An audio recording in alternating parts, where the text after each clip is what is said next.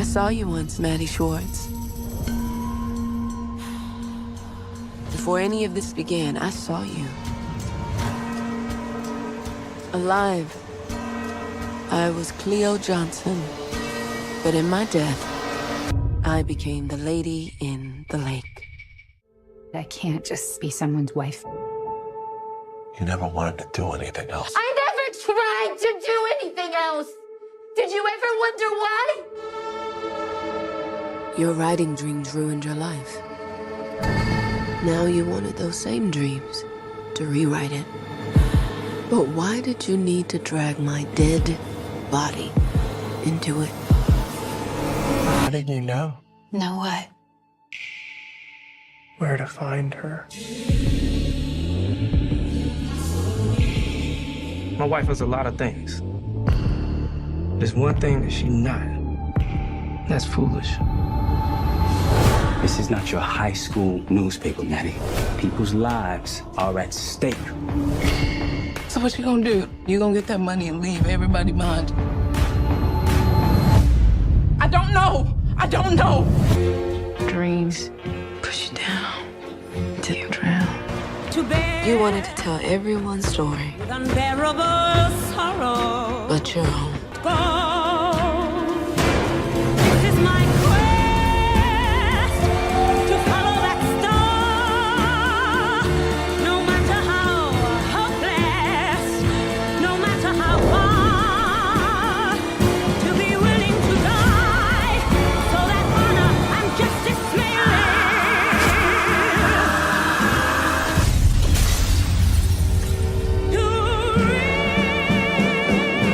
Every time someone turns up dead in that lake, it does seem to lead to you. When I'm away from you, I'm happier than ever. Wish I could explain it better. I wish it wasn't true.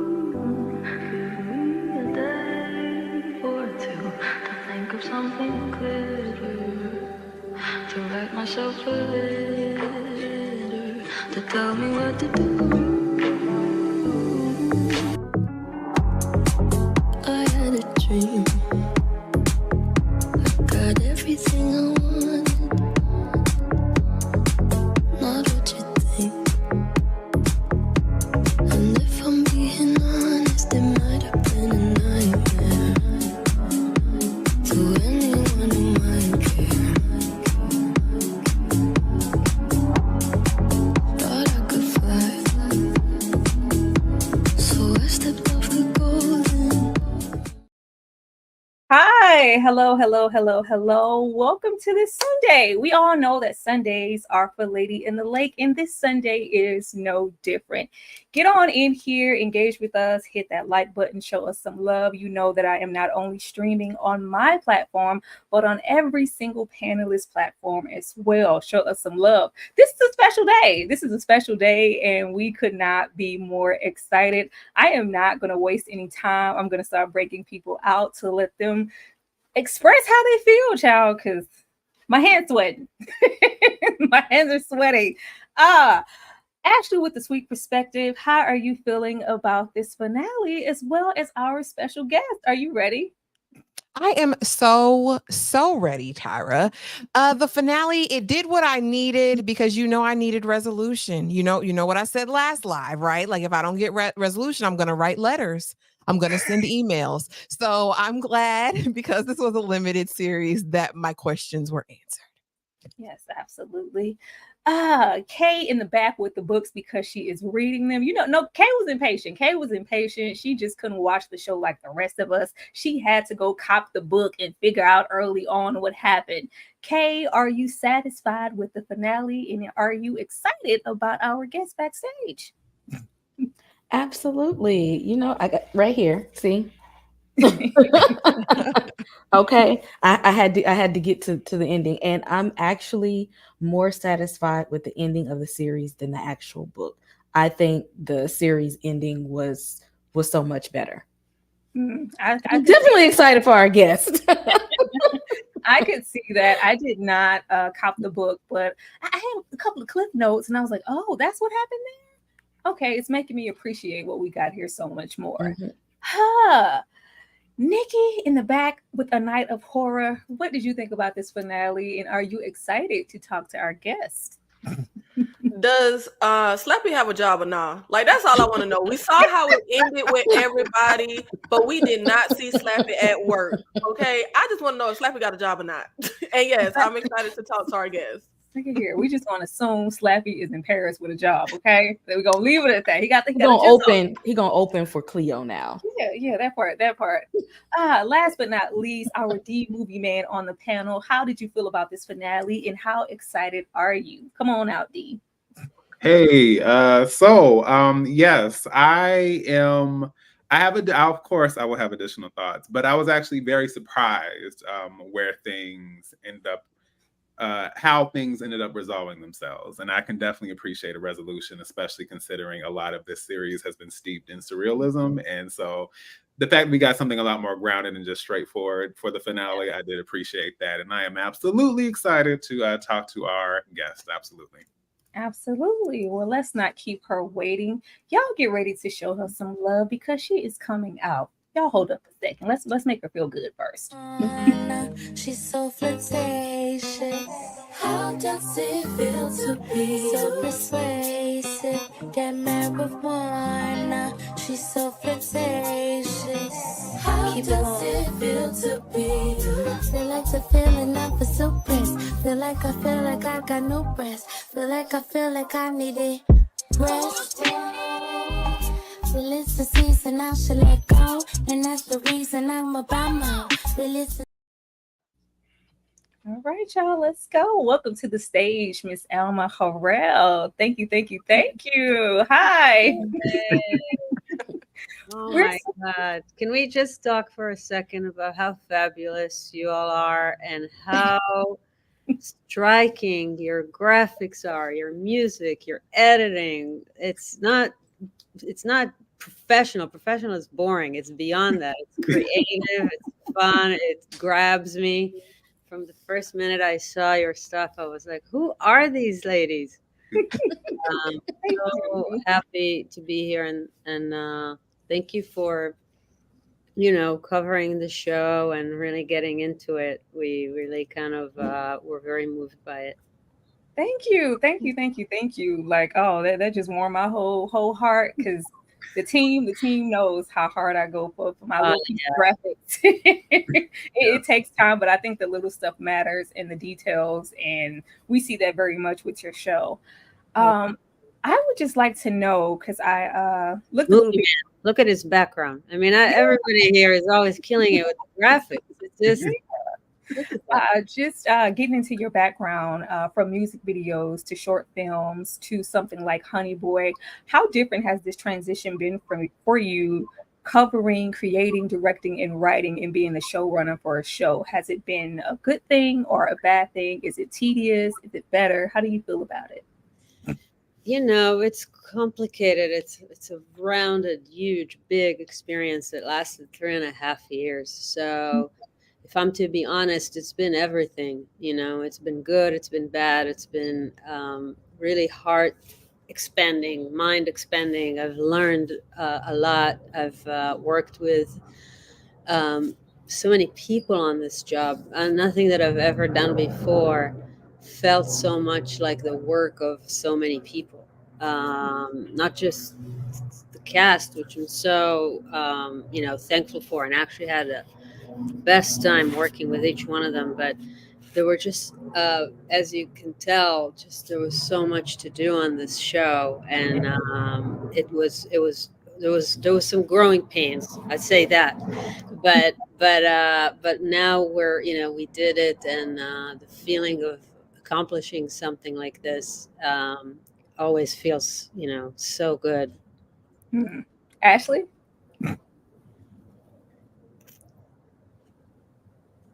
Still muted. She's still all her life. I stay muted because I run my mouth. Alma, though, this is the question. Yeah. When you were like, okay, I want to give birth to this baby, right? This series, how did you build your team? Did you have people in mind already? or were you like, okay, I'm gonna figure this out as I go? It was really a long process. I produced this with my producing partner, Christopher Leggett, and we had a few people that are kind of like our people that we knew were going to get on this, like JC Molina, who's my production designer, who also did Honey Boy, and he's always just such a big part of the team, although he's now starting to direct.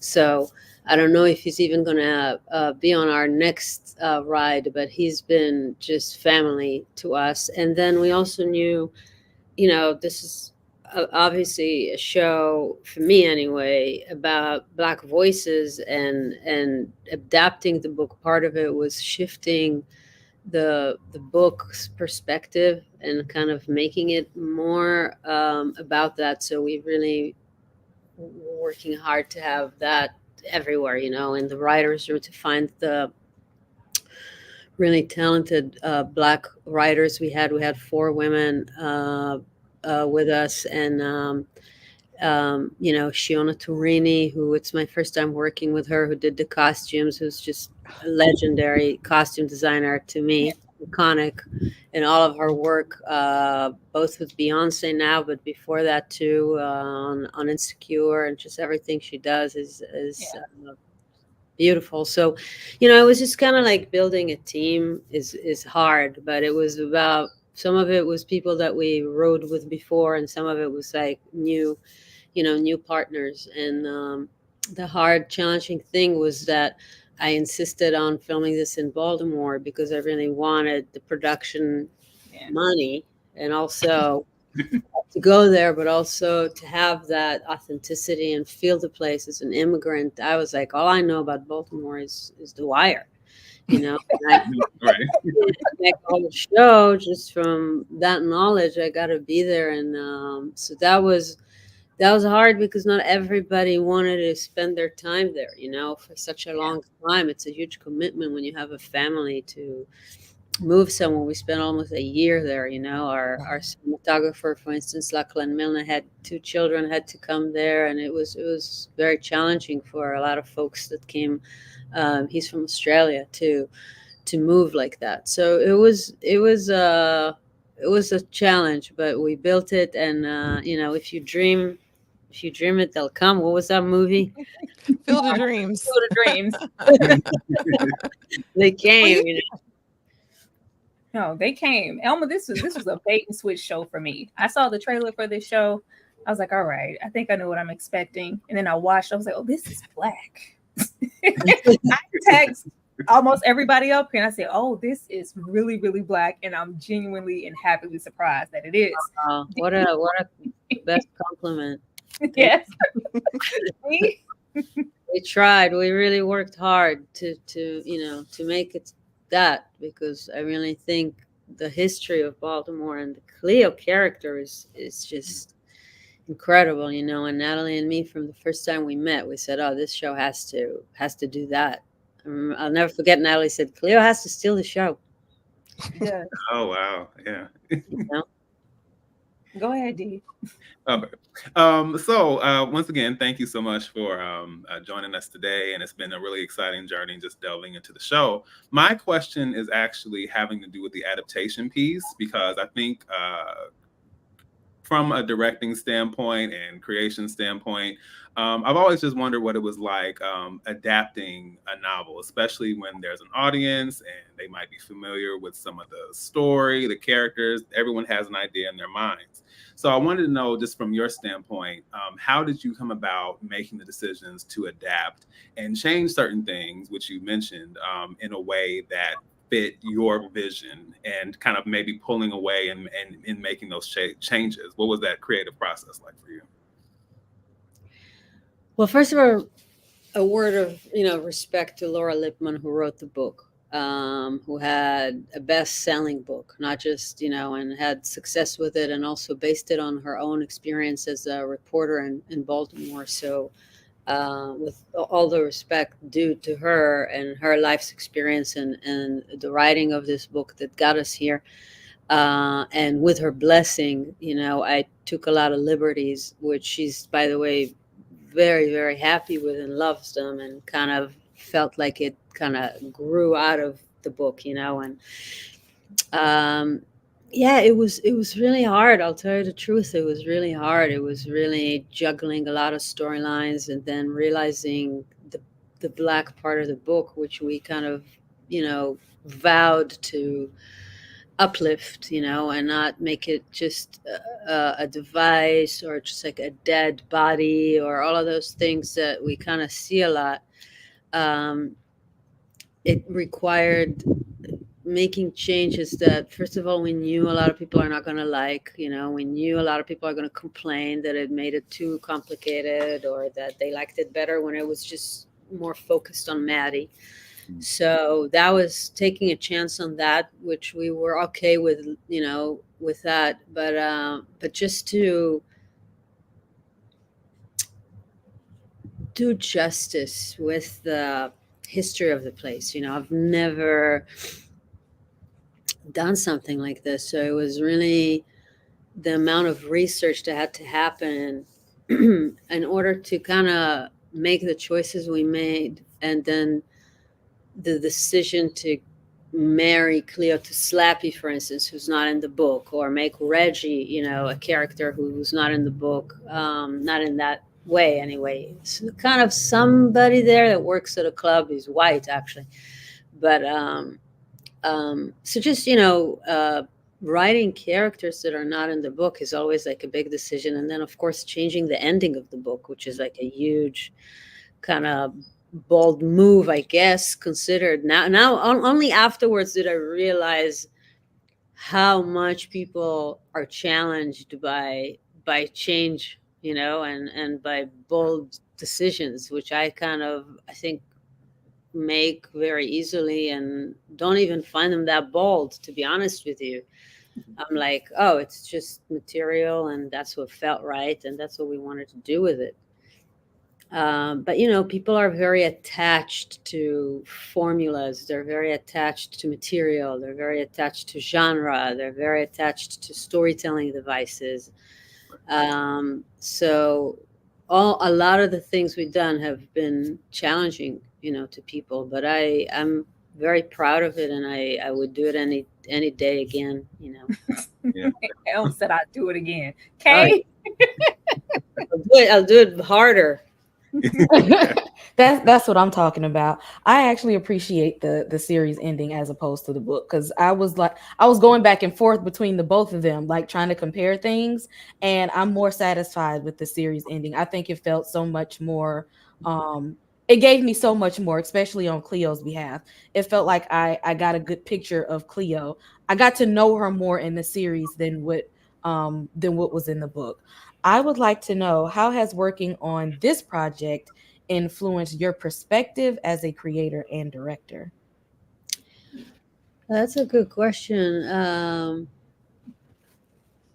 You know, I think that it made me definitely sort of appreciate the amount of work the amount of detail and work that I put into things. When I had to do it for 7 hours, I realized what's non-negotiable for me.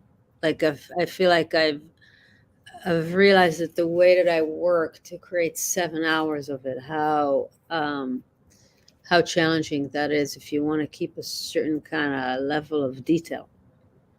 And I think, as with everything in art and creativity and paintings, anything you look at, I mean, you can look at paintings. Sometimes you would show a painting, but I don't understand the difference. This is flowers and this is flowers. What you talking about? Well, what is it? What does it, you know, matter? And for you, this might be, oh no, this is something else, you know. And you're like, because you're looking at the details, and I live in those details. So I kind of, you know, yearn now to make a movie again. You know, I kind of yearn now to have I appreciated the size of this canvas, and I learned so much from making this. But I'm actually kind of yearning now to go back to something that is more manageable in terms of the detail that I want to kind of put into it, you know.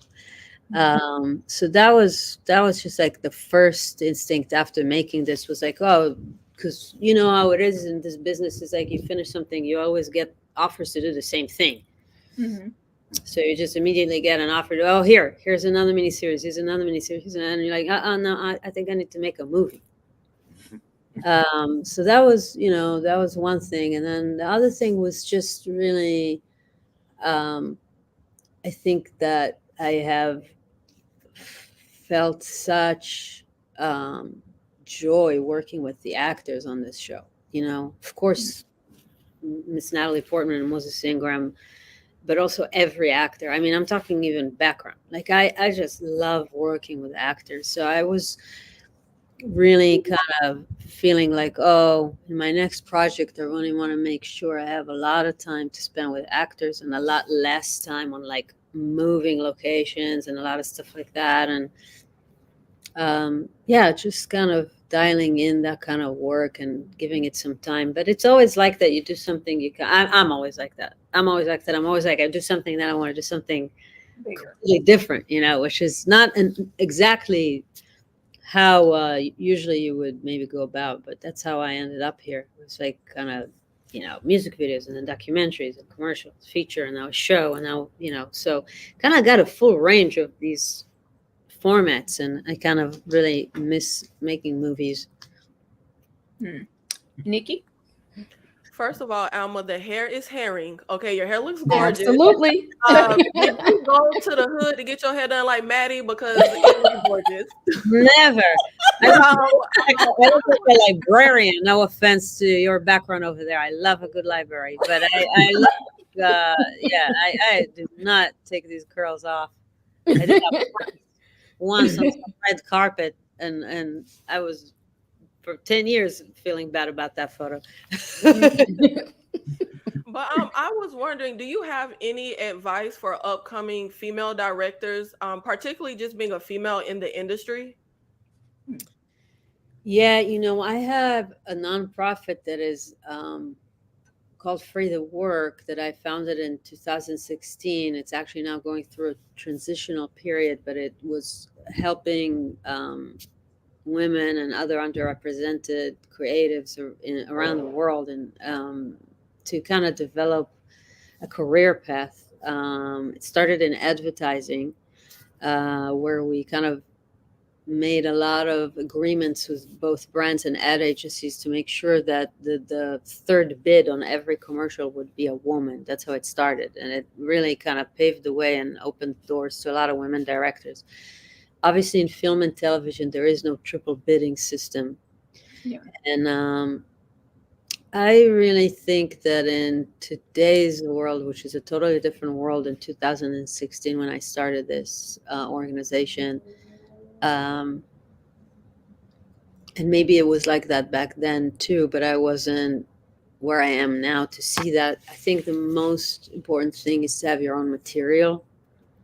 If you have your own script, or if you have access to a book that was written, or rights to something, or if you work with a script writer and you wrote something together, and you coming in with material and not just as work for hire is going to put you in the best, strongest position. Yeah, and that's something not a lot of people necessarily would tell you, but and not necessarily what people want to hear, because obviously a lot of people just would love to just direct an episode on a TV show or something like that, and that's out there for them to try and grab. But if you really want to be in a position of power coming in, you gotta have, assuming you have some experience, you built some experience through, I built it through music videos and documentaries, you know, my knowledge of how to work, I guess, on a set. So assuming you've broken in, you've done some stuff, you may be looking to now, you know, get ahead into something more scripted or not scripted, but that is just bigger than what you did. I think having your own material is the way to move forward. I would like to know which episode or scene was the hardest for you to capture. What took the longest? Hardest? Yes. You know, there's different things. There's things that are hard technically. Um, like there was, this set of the department store, for instance, that we really was used a lot in the show because it's the first time we meet is in that place, and then later on in episode 6, you got those dance sequences in there and all of that stuff, and the funeral is in there. That location was very hard to get to build. It was actually like an Under Armour gym that was in an old bank, and we ended up with JC Molina getting permit from them to um, transform it into this department store, and that was really hard. It was really costly, but it was also just hard to get everything to align because we had, as many people know, we had, from logistical reasons, had a recast in the show, and all of that happened at the same time. We had the location, so a lot of the stuff, like for instance, that scene with Natalie and Cleo when they meet for the first time, all of Natalie's side is shot on location, and it's one shot. It's one long shot where the saleswoman runs with the dress, and she, she runs to the other woman. They go and they get Cleo out of the window, and then they run back to the dressing room, and Natalie's there. So when Natalie comes in, the beginning of the shot, all of that was shot on location, and then when the saleswomen get to the door, that's actually shot on a stage with Moses, maybe like 5 months later. Oh, wow. And all that had to look seamless, as if it's happening on the same place and on the same moment. So it's things like that sometimes, because everything was cross-boarded, meaning all 7 hours were shot completely out of order. That was really challenging. And then you got scenes that are just emotionally very deep, and like the scene, one of my favorite scenes in the movie is in episode 3 when Cleo goes to the club to dance, and then after that she and Slappy go back home, and he tries to understand from her what's happening, what she's hiding from him. That scene of them together was really hard to do. Like just emotionally, just very heavy, very kind of hard moment.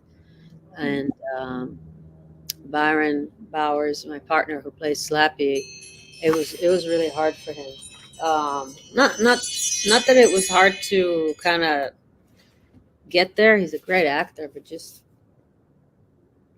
a child that's dying is a really dark thing to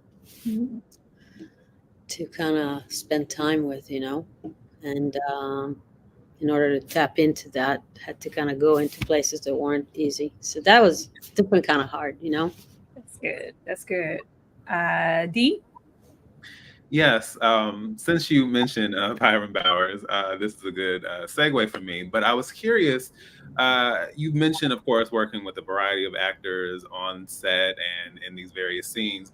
I was curious, considering that you were also working with your partner as Slappy. I was wondering if there's ever a situation, or if there's ever this idea of kind of having this balancing act with the personal and the professional, like wondering if there are ever ideas that he might have for a scene, or like you might feel a way about one take, he might feel like, well, what about this take? And so just wondering like if there's ever we're really good at work together. I mean, I'm also somebody that loves improvisation and like love it when he brings in things. So there's never a situation where he'll bring something like, oh no, you changed my script, like back up. Like that's not the vibe at all. Like when they're in the bar, there's one of my favorite scenes where he smells her hand. No, he kisses her hand, and he goes, "You change soaps," something like that.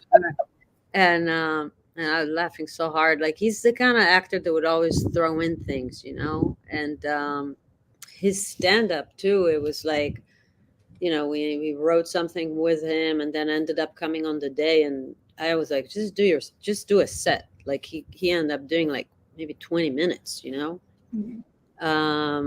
And of course, some people are like, okay, this is crazy. Why are you still going? We got the lines. But I'm actually chasing those moments of magic and spontaneity and creativity that might come from the moment. So no, we don't have I don't think we ever have issues with that kind of stuff, you know.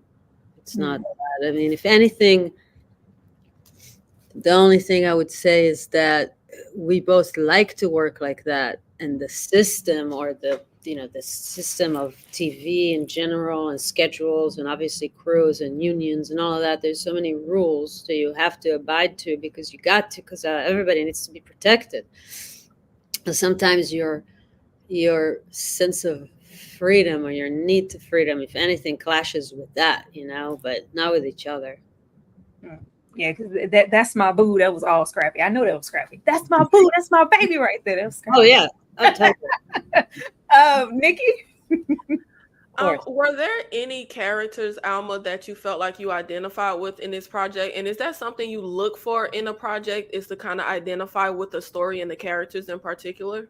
I mean, sometimes identifying with something is just trying not to become that thing, you know. I'm obviously white, Jewish, you know, made documentaries sometimes about Black people who are in pain, and Maddie's kind of a fear of mine to, when I look at her, you know, like, oh wow, you can really be blind to what's going on around you, and so that's a sort of an identification too, not in terms of like I'm you, but like, let me make sure I'm not you, you know.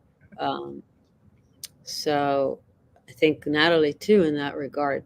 So it's like, oh, I'm so, you know, you're so wrapped up in your own liberation and your own hurt and trauma from your relationships with men, or, you know, or how society perceives you, that sometimes you cannot like kind of see what's around you. That's a fear, right? Yeah. I love that you said Maddie, because yeah. Kay.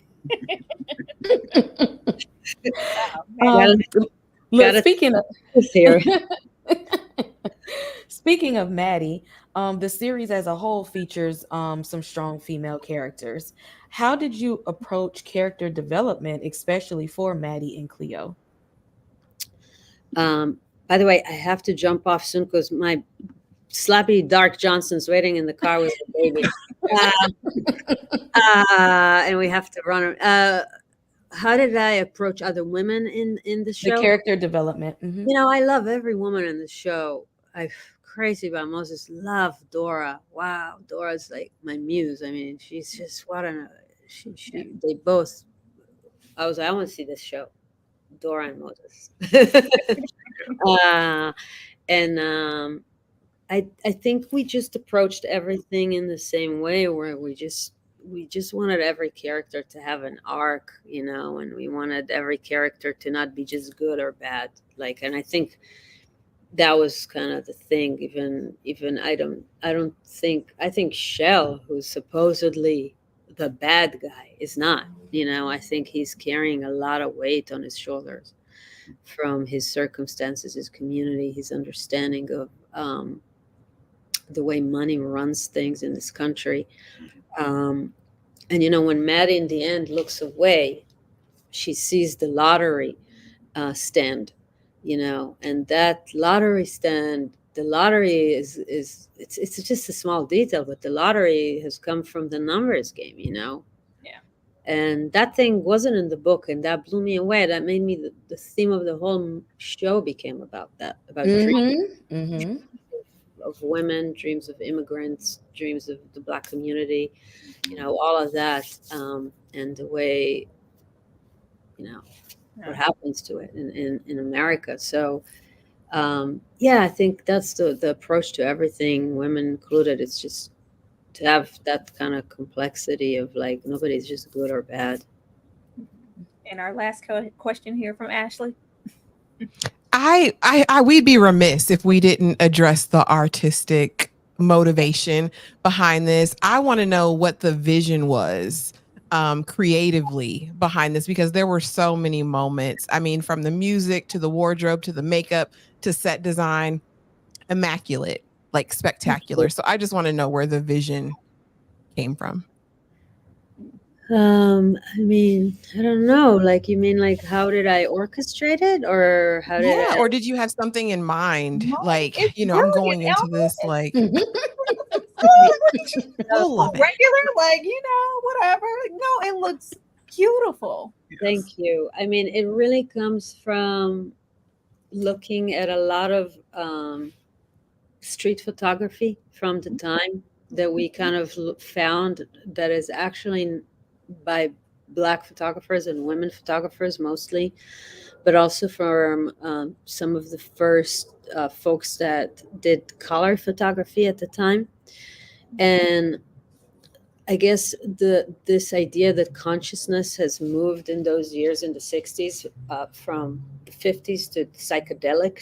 So kind of like this movement of liberation, but from something more like how Maddie comes from suburban Maddie to Six, which is almost kind of psychedelic, and I think that is kind of, I think, what was happening in America, right? If you look at the photo of, like, I don't know, the Beatles. Look at them before with the suits and the ties, and look at them after, and they're like with long hair and, like, the psychedelic colors and clothes, and like, so yeah, just capturing that shift very, like, slowly, sort of, and being influenced by it, and then really working with everybody. I mean, such incredible people. My composer, Marcus Norris and Dan Tenenbaum, that produced the music, and again, Shiona Torini, JC Molina, our DP, everybody was just to really kind of find a way to make this both inspired by the time, but also feel a little contemporary. Not be like, oh, this has to be like not moving, and the camera movement has to look like period pieces, and like, instead of it, just have a lot more fire to it, add a lot more fire to it and a lot more feeling to it, and be intuitive about the moment, and to feel like you're in it as opposed to like you're in the 60s. So it's a combination of, like, yeah, the two. You did it. It was beautiful. It was beautiful start to finish. Thank you. Absolutely. Appreciate you. You are all stars, and like I said, you need your own show, because this is like a whole new aesthetic and level of discussion that's needed. Like, so it's just been so cool to see you talk about the show. Well, thank And you. thank you for doing that. Yeah, well, what we want to say, just thank you for being here, period, and giving us your time. And I know everybody here looks forward to whatever you do next. Thank you. Well, hopefully we'll stay in touch. Yeah, Yes. thank you. Thank you. Thank you. I'll get next time. Thank you. You said hi. Good. I got it. Let's take this off. Let me put this here. So we got success. Okay, and she's gone. Oh Lord. You can breathe now, Tyra.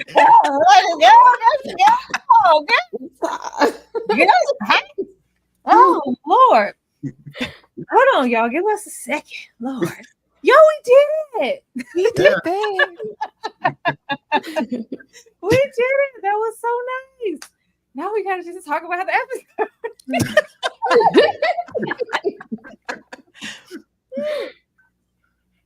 Okay. All right. Y'all show us some love in the chat. Y'all. Yes. Come through chat. And they showed up. These people, they showed up today. Yeah, very much so showed up. Chat Thank real you so active. much to the 85 people here in this live. We really appreciate y'all showing up, sticking it out for us, and making Miss Alma feel welcome. Like, this was really, really great, and I was happy that she came and everybody got their 2 questions in. I told y'all we will get the questions in. Okay, let's move on to the thing here, cause like, this is, we don't know when this gonna happen again, child. Right. Put this up here so we can go on into the finale, cause baby, you can't talk mess and Alma here. It gotta be cute, she can watch the playback about it. Meeting the Jaybirds. Cleo wanted to be a singer. Dora being about that life, where it all started. Now, I was not expecting for us to go back here with Cleo. I was happy that we did. There were so many callbacks for me in this intro of this episode, from like the moment that Mr. Golden was trying to get under Cleo's skin and sent her on that stage to introduce Dora, and kind of feeling iffy about it, and we really get into that. But before we even get in the dough, we got to give some lip. It was giving Dream Girls. Yep. We got to, give a little lip action to even get in there. But despite that, I really wish that the show had made Cleo's ambition to be a singer a little bit stronger, because for me, I was like, oh, okay, girl, I was not expecting that.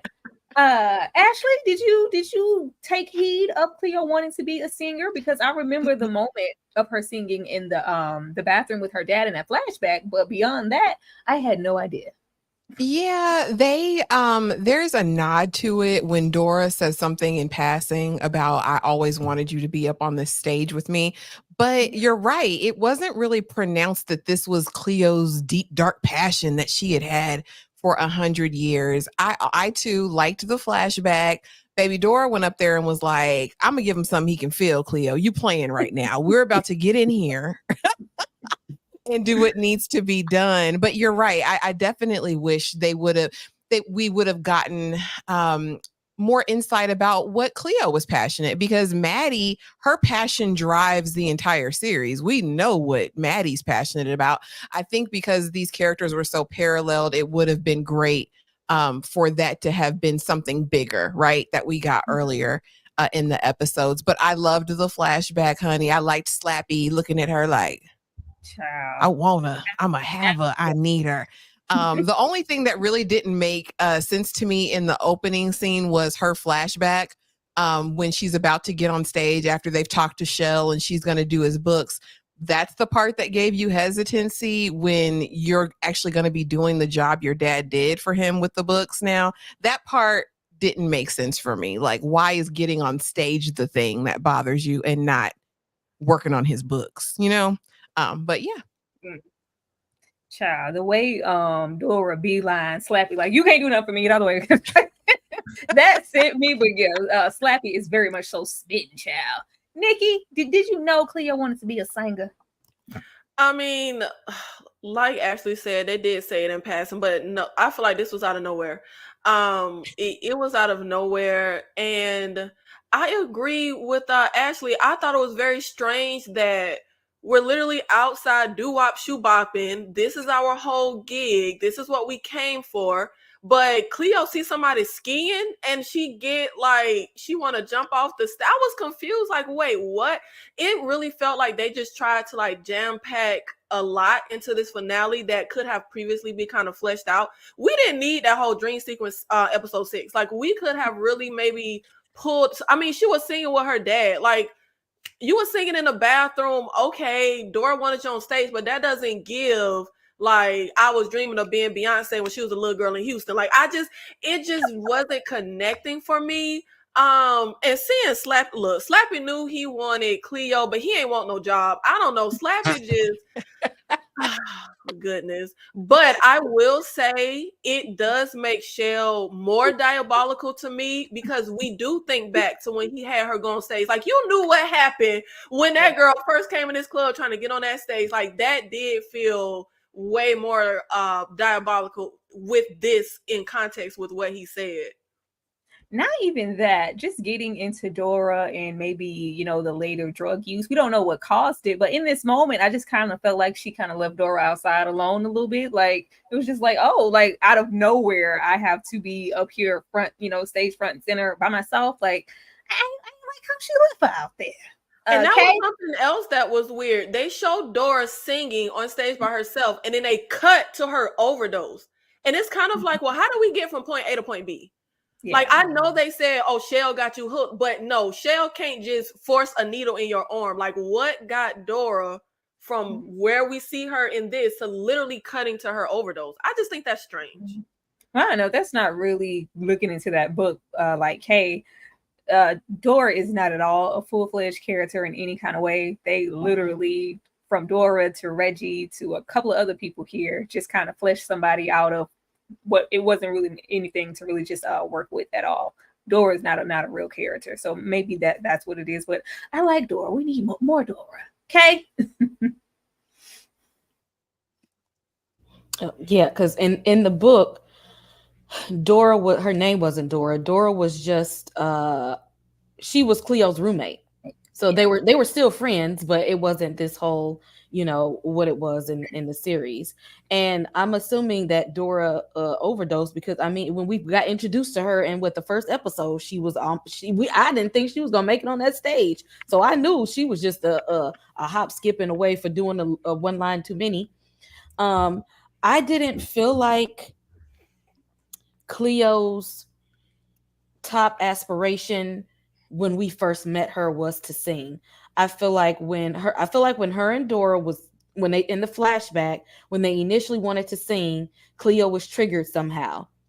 And I think that she just took it off the table. So I don't think that it was like in the back of her mind to get to that point. I think that she just pushed it away. And once her friend that once wanted her on the stage with her and was like, come to Paris with me, I think she jumped back into it out of honor for Dora to say, this was a passion of mine once upon a time. And this person who in the end, her passing gave me a new life. She had to pass away so that I can continue with my life in a new way. And to do that in order for her to have for Dora's death to mean something and for her life not to be meaningless, because they could have just let her, overdose and Reggie still could have took her out, and he didn't. They tried to make it mean something somehow in the end. D?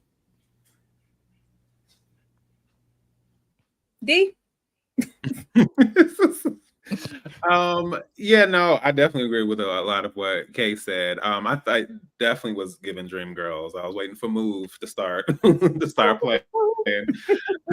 Move right out of my life. It was interesting seeing the origins of Cleo's dynamic with Shell, because I was definitely curious about like how you go from your father being in that life to eventually kind of becoming a part of it. And so her kind of finding a way to navigate that situation, and the fact that she was so good with numbers. It would have been cool if we had gotten some kind of I don't know if we had pointed towards that before and gotten a little bit more of how that came about and what even if there was an aspiration of what she wanted to do with that, or if it was just a quirk, her being knowledgeable and just knowledgeable and well read and all of those things and just intelligent. But it definitely was surprising, and I do think, I don't know if it was like a self-sabotage type situation with Cleo, and I don't know, suddenly I'm questioning the direction of what she and Dora should do after taking that on. But I did think it was odd. But I do also agree with the aspect of it coming full circle later, as far as what Dora's life ends up representing and what Cleo's life ends up representing, and kind of how it basically takes them on very different paths as they continue on from this point. You better move, step in on my heart. I said move. That's what I'm doing. Dora Carter is the lady in the lake. Wow, we ain't even see that coming. Plan to save us all. If we don't use Dora in this capacity, she died for nothing. Now, I don't know. This was taking me back to that moment where they were in that room the first time and she went to make Dora the culprit. Dora all over there out of her mind. It's just like, you gonna kill us both, Reggie? Like, I don't know how I feel about Dora being used in this way. I honestly don't. Now, of course, at this point, Reggie has said the whole plan. You're supposed to be DOA by Christmas Eve. Matter of fact, just take me out now. There's no way to go from here but down. And then we mass this plan to have Dora be the lady in the lake. And, I can't say that I am 100% okay with this at all. and it's just kind of presented to us like, this is my best friend, and we were the Jaybirds, and if I don't use her body like this, she died in vain. I don't know. Ashley? I mean, we had a body, right? We just needed a platform. Like, we did what we had to do to get the job done. I just feel like, okay, so in the moment, I'm like, all right, well, it makes sense. They'll put it somewhere. They'll put the body somewhere where it doesn't need, where it can't be found for a couple months. That way they won't be able to identify it and so on and so forth. But when you get to the end and figure out what their ultimate plan ended up being, it kind of was like, y'all could have just put this woman away and given her the respect and decency of having a grave and in honoring the person that she was. But in the moment, use what you got to get what you want. Like they had to figure out some kind of way if Cleo was going to live. I do hate that for Dora though. And I honestly feel like Dora should get her own show, movie, spinoff or something, because I am intrigued by Dora's life and I'd be interested to know what that was about. But girl, I didn't feel no sentimentality around it because I don't really know what kind of friendship it really was at the end of the day. I did. They painted as if we were, whole best friends, childhood on up until, this particular moment. And I have to go, for the rest of my days with Netta Cleopatra Johnson on my grave. That ain't me. Nikki? Yeah, I feel a little differently. In essence, it doesn't bother me at all. I'll be honest. I'm not a person that I don't put much stock into like graveyards and burials. I'm dead. Like I don't give a ish what happens when I'm dead. Like Dora's dead. I doubt. Like I feel like we're alive. We're trying to make a plan. Is it the best plan? It's the plan we got. Dora's dead. You know what I mean? It's kind of like when you break up with somebody and you just need a warm body and you wake up the next morning like, who the hell was this? They needed a body. The body was there. They used it. I have no real issue. It's a lot I had issues with. That's not one of them. But I mean, just like in the same instance of Cleo, does Dora not have a family? Anybody who cared about her? A mother? Apparently she don't. People we ain't see nobody who are just, under the impression that she's living her best life in Paris. Like she's not. D. Ashley was rummaging around in my brain and pulled out my quote because I agree. Like sometimes you got to use what you got to get what you want. You know what I'm saying? That's what Fantasia said. That's what she said. But yes, yeah. I mean, it was. Listen, I think we all make some questionable decisions at times. Now, mine have never involved corpses personally. However, I do think that this was clearly a situation where an opportunity was realized just in the heat of the moment. And is it foul and messed up and a little shiesty? Yes, but I also kind of feel like ain't no sense in us both being dead. So just like make the best of the situation. Would Dora have wanted you to you get to be in the grave next to her? I don't think so. So I just child, this is stank behavior if I ever seen it. This ain't my friend. You ain't my friend. Kay. No. Oh, the responses to this is hilarious. But I mean, at this point, they had a decision to make because honestly, Reggie did not want to take Cleo out. He was going to take himself out before he took Cleo out. And they had to make an executive decision in there. It's just like, look, Shell needs somebody's body. Now, it ain't got to necessarily be my body, but the streets need a body. You know what? Not the Raising Kanan reference. Pop off, and I with y'all gonna let me go down. Like this is terrible. Don't let it be in vain. Oh Lord! Stop with this story, or it will cause my death. The truth taking down Mr. Gordon hoping for an honorable Maddie. Your truth is my story. It's never been about the right thing for Maddie. Cleo rolls up, not knowing who this woman is, trying to give her, the better story, because this could mean the death of me and everything I've planned. Like, you're making things crumble because you're digging into my death. How about I trade myself for Mr. Gordon and you meet me here at this lake? Yeah, all of this was for nothing because Maddie never gave a damn. Nikki. Yeah, I was confused on why. Like, we already know what Maddie is all about. So fine, but I was confused why Maddie was just so gung ho that Cleo was the better story, especially when she has the conversation with Platt and he's like, they wanted to push me out because I went after Shell Gordon. As a reporter, I would be sitting here like, well, wait, this woman faked her death because of Shell. This cop got fired. Let me try and figure out what hooks he got in. That was the only thing that confused me, was why was she so. But I think that Maddie is just stubborn, and maybe she was just dug in deep on the whole Cleo Johnson story and just did not want to let it go. But I mean, I would have thought Shell was the bigger story. But I mean, why would we? The thing I did love, though, is Maddie going to see Slappy. Why did we wait until the very end to make Slappy, like, finally be standing up for his wife? Like, why did we wait to the end to turn Slappy into a real one? Because I love when he was just like, did my wife see? No, get the hell out of here. Like, he just, like, whatever she doing is for our boys. Can't you understand that? She don't really love her boys, so she don't understand that. But I'm just like, I don't really. People stay trying to identify with Maddie's, female and womanhood, and as a mother, no, you have a son. Yeah, I got a boy. Look, she's a girl. She doesn't care. She does not care. She don't give a damn. Ashley. Maddie forever stay F Seth. F them kids. She does not give a darn. She wouldn't even had Seth. Listen. But yeah, Maddie, okay, so here's the thing. Most people have a near-death experience and change, at least temporarily, right? I saw my life on the edge and now I have to be a better Maddie. No, Maddie said, F all that. I'm worse. I'm 100 times worse.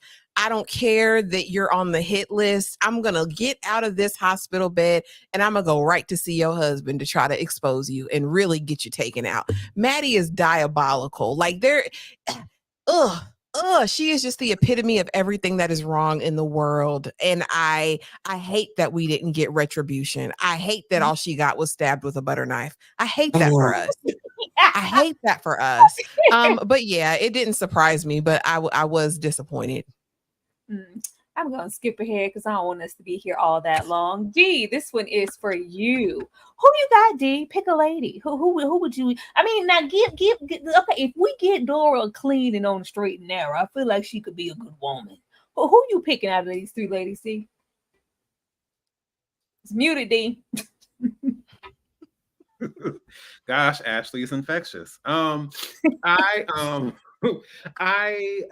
kind of said this already, but yeah, considering that I rewatched that end scene with Dora singing "Where Did I Love Go" like 15 times back to back, it's gonna have to be Dora for me. Like, hey, we can go to rehab. I'll support you. I'll be there for you. I'll have you back. Just sing me to sleep. That's all you got to do. I'll be there for you, baby. I'm here. I'm by your side. Absolutely. Leave it up to D. D gonna pick Dora. It's like, yeah, y'all can go. I'm a rock with the drug addict. Thank you so much, Desi C, for the $5 super sticker, and thank you so much. I don't know whose sub is this for the $5.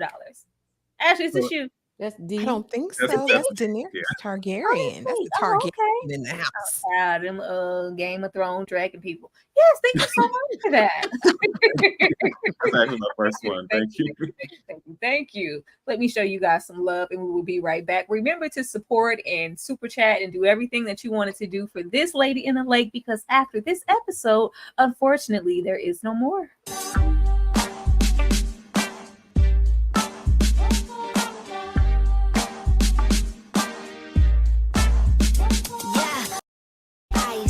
I said I'd rather be famous instead. I let all that get to my head. I don't care, I paint the town red. She devil, she bad, she rebel, take a hold of me.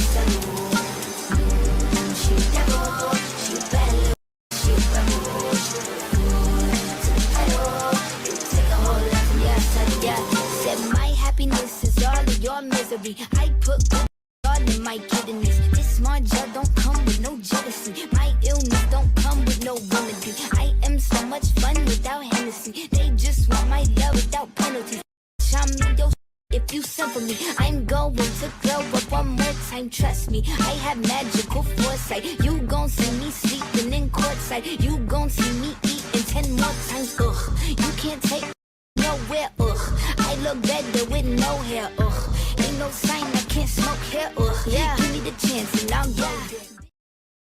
Ugh, you can't take Maddie nowhere. Ugh, don't bring her nowhere. Don't bring Maddie nowhere. Okay, I am going to come to you first with this Loving versus Virginia, because you know we trying to go to Virginia. Okay, a very public sit down, and for whatever. Milton, what you mean, you people? Whatever. Losing my job. Ferdy is in love now, risking it all with no return. Maddie was never serious about you, silly rabbit. You trying to go to Virginia K or what? Because we in love. Well, Ferdy is. Yeah, I mean, Milton. We didn't really care for Milton, but Milton was way worse in the book. Y'all would have hated book Milton. Yeah, he was really on his racist stuff on that one. But Ferdy, why would you give me the Ferdy question? Because you already know. Boy, if you don't get your ass up out of here, how you go from climbing fire escapes now to we need to go to a whole nother state and tie the knot because these people about to make it legal. You done lost your job for her. She ain't done nothing to help you get it back, okay? She ain't advocate for you. She ain't write you a letter to get you at another department. She ain't say, I'll write you a reference or something. I know some more white people that could get you in there. But you ain't even walked through the front door yet, okay? How do we go from Brumman on the 5th floor to you? We about to go ahead and jump this broom. Where's he at mentally? Ferdy, I know you ain't that love struck. Like you can't be. And first of all, you and Slappy in the same boat right now because ain't neither one of y'all got no job. You worried about the wrong thing. How you gonna take care of this woman? How you gonna take care of her with no ends, man? You got your priorities messed up. Okay, with love, because all we need is love. My situation is just, a minute ago, I didn't want you to leave and look my way in public because girl, I got an image to try to maintain. I guess just him losing his job. It's just, whatever, all out in the open now. I don't care who sees, but like, this is not the Ferdy I felt like that was in there. Like, Maddie, back up. Let's just get in the bed. You're trying to get too close and get too personal. We're here for sex. Like, all of a sudden we're in love. Ashley?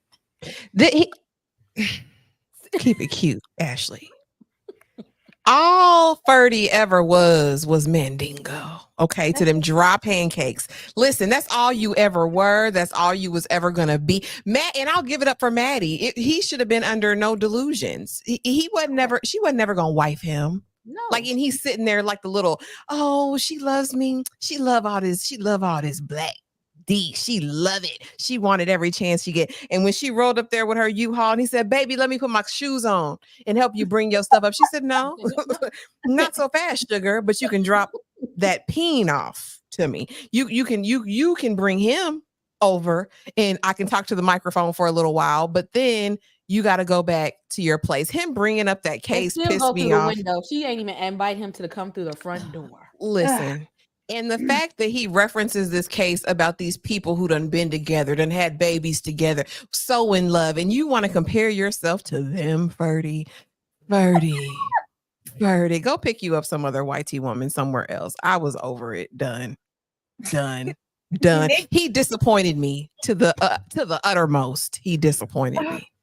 I just couldn't believe it. Like, at this point, like, Ferdy, you have been working strong, wanting to be that first black homicide detective, and we just dropped it for some white tea. Poom poom? No. That you can't even have. Nikki? Yeah, my literal biggest issue with the show is the character of Platt, because this is very strange to me.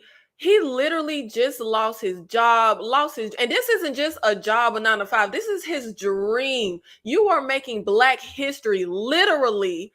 And he's literally sitting in this shop with a goofy ass smile and grin on his face. Like, it is so confusing to me.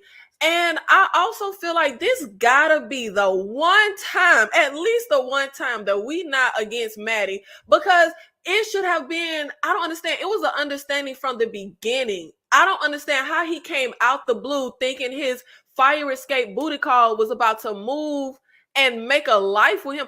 I don't know. But yeah, I'm so disappointed in Platt, and it just feels very odd to me that this is where we took his story. I kind of feel like, why did we even have to write in him losing his whole job? I can kind of swallow it better if she was pregnant and she was in love with him and we was about to be a couple, and like at least he would have lost his job but like got something. But the fact that he lost his job over like a random hookup, which is literally what it was, like you lost your whole dream over a random hookup, that like, and I also feel like he diabolical as well, because why was he acting like a little 4-year-old throwing a tantrum when she pulled up there with her U-Haul and wasn't finna move in? Like you should have known what this was, baby. Like you should, him and his sideburns needed to, just go start a new life somewhere else. He didn't even want her to talk to him at the funeral, but now all of a sudden y'all supposed to move in. He was just trying to get away from her at the funeral. And when he seen her stretched out from that stab wound, it just changed everything. And then he wanted to lotion her damn fingertips. Well, I would just like to circle back around and just say that I called this from the beginning. You know, this whole driving Massa Boss Maddie from the beginning and driving Massa Boss Maddie to the very, very end. Like I said, that's what it was. And I hope that maybe that wouldn't be the case, but nothing really changed. I have to say, Daniel would never. Yeah, I don't know what else there is to say. It's just down bad, like 6 feet under, down bad. Child, the commitment was so strong. Like, we need to move to Virginia. Like, what? An embarrassment. He was an embarrassment. Bagels and booty, because I don't care if you stab. We're gonna smack you on the butt and still look for bagels. I was like, Maddie, stand up, Maddie, please, Maddie, you've been almost fatally wounded. Maddie, get up. But no, we still, Maddie, welcome, Maddie. Oh, first of all, Natalie Portman has a teaspoon of ass. Y'all putting a lot on it. Anyway, never intended to take Maddie serious. Male-dominated in misogyny, Negro readers, and meeting Maddie's demands. Both stories are none at all. We finally get in here with Mr. Marshall. I don't know if she thought it was going to be something else. Old Bob down here was trying to, save her. Like, what? Let me just run it. They don't want to hear anything from you, Maddie. They don't want the story from you. You could have the best thing ever. They're still going to try to get the best man for the job. But Maddie tries to maneuver it in a way that she could get this story out by herself with her name in the forefront. This was just all a waste of time. Okay. Again, this was all to get her name in lights, and I don't know why she expected those people to give it to her, especially when she's been going about things all types of wrong. First of all, they never wanted you to pursue a story like this. They didn't ask you to pursue. You actually went up there and demanded that they give you a job. They didn't technically even hire you. You told them that you wanted to work there, and they just got tired of you. So I don't know why she expected people that don't even respect her to give her something that she even remotely think that she earned. Ferdy Delulu, Maddie is also very Delulu. That's probably why they got along so well, because I don't know where in her fantasy land, in the dreams that she be having, that she thought, what did she think, that she was going to be running the newspaper, that they were just going to be calling it Maddie's helpline after this? Well, it was going to be Maddie's Baltimore Star. Nikki. This is exactly why I've been riding for Maddie. This is what she has to deal with. This is what she has to go through to try to live her dream. She is fighting against a lot. She gotta be ruthless and cutthroat and diabolical, because this is what she is facing. Baby could have walked in there with a gunshot wound and a metal plate to the head, and it would still been slapping her ass. Like, this is what she has to deal with and fight through. And nobody wants to take her seriously or listen to her at all. At this point, she got to just start her own paper, or either she got to go try to get a job at the Negro. But I don't think she can demand a job over there, so maybe that won't work. But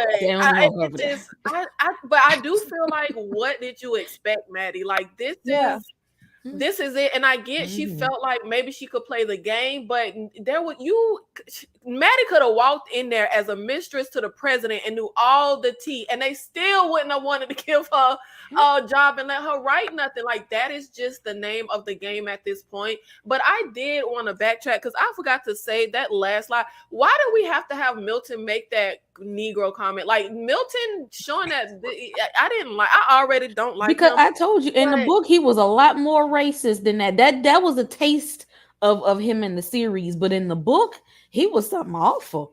I didn't like that. And then also, did y'all notice the burning baby carriage? Like, what was I didn't like.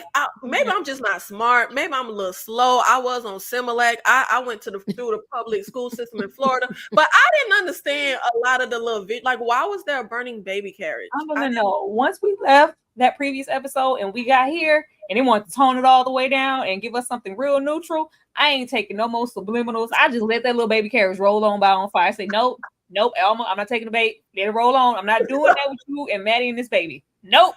The mission was aborted and set this upstairs. I don't want to see it. Ashley. So forgive me if I'm wrong, but I mean, Maddie, yeah, I mean, you one says Delulu, one says she ends up getting what she wants every single time. She came out as a winner. She came out getting her own desk and having a book at the end. Girl, please. Maddie lied, cheated, scammed, would unalive, would sell Seth, would sell her own coot nanny, right? To get what she wanted. So I mean, you know, I don't feel for Maddie and her butt slap. And I get it was the time they were misogynistic. They were getting her and she was tooting it up. And Tyra, I like how you said Maddie ain't have no recoil because she don't. They were doing a lot for no movement back there. There was no movement back there. But yeah, I mean, it works for Maddie. Her level of Delulu works for her as it does for the privileged. What I can say is moments like this make me really appreciate the ending. And it's just like, if you would have waited just a few years, all of this was going to transition and not matter to where you can be more in the front as a woman and, you know, writing the book, or Cleo out there living your dreams. But at the moment, this is just what it was. But a few, you know, not even a decade removed, totally different atmosphere. Love, peace, and hair grease. D? I would just like to say that Maddie used what she got to get what she wants. And that's it. Child. All of that. Ugh. You used child. If it was the thing, it didn't work. It didn't work. She still had to, you know, make her own way like everybody else and figure it out for herself. You better stand on business, Teddy. You better stand on business. Get in the car. I got a job for you. It's a job your mama would have wanted. Just come on over here, Teddy. Just get in the car, Teddy. Why you over there? Just come on and get in the car. I promise I ain't never. Hell no. I ain't getting no car with you, Reggie. You lied to me and you're up to something. I just wanted to take a moment to acknowledge Teddy standing on business, and I was here for it. Like, you not finna shine my shoes with nothing. I'm not getting in your car. Well, no, don't you trust me? You don't trust me? No. Why would I trust you, Reggie? Why would anybody trust you around here limping and lying? Okay, I just want to say that. Let me go to the next slide. Teddy been standing on business since we met him. Little man. I just want to acknowledge that because this is like, hell no. You been standing on business. No, you a liar. I just love that. I love that. He said Slappy ain't out here working. Let me go run some numbers and get some coins for this house to help my mom pay some bills in here. He was saying it because he was like, I ain't running no numbers no more. My mom wouldn't even want that. I don't want. It's a job your mama would have wanted for you. I'm not getting a car. My wife ain't never been foolish. Once again, somebody want to stand on business, but always when it's too late. We standing on business at the funeral. We trying to stand on business behind bars. But I'm gonna let Slappy have it because Maddie tried it at this moment. We have been presented with the story of Shell and what that could be and what that could do. Nope, I still want my story. And not only that, I'm gonna go in here and tell Slappy everything, tell him Cleo's out and free, and she got you in here. She don't even really just care about you like that. You might as well just flip on her and just give me the story, give me the cosign, and we can get you free. Yeah, I don't give a damn what you know. I don't give a damn who said what. Whatever she did, it was for our children. Get out my face, white lady. I was here for this, and I was here for Slappy. Slappy gonna be Slappy behind bars. He back there making jokes. living his best life and just doing his little time. But like, yeah, I'm not turning on my wife. Are you crazy? D?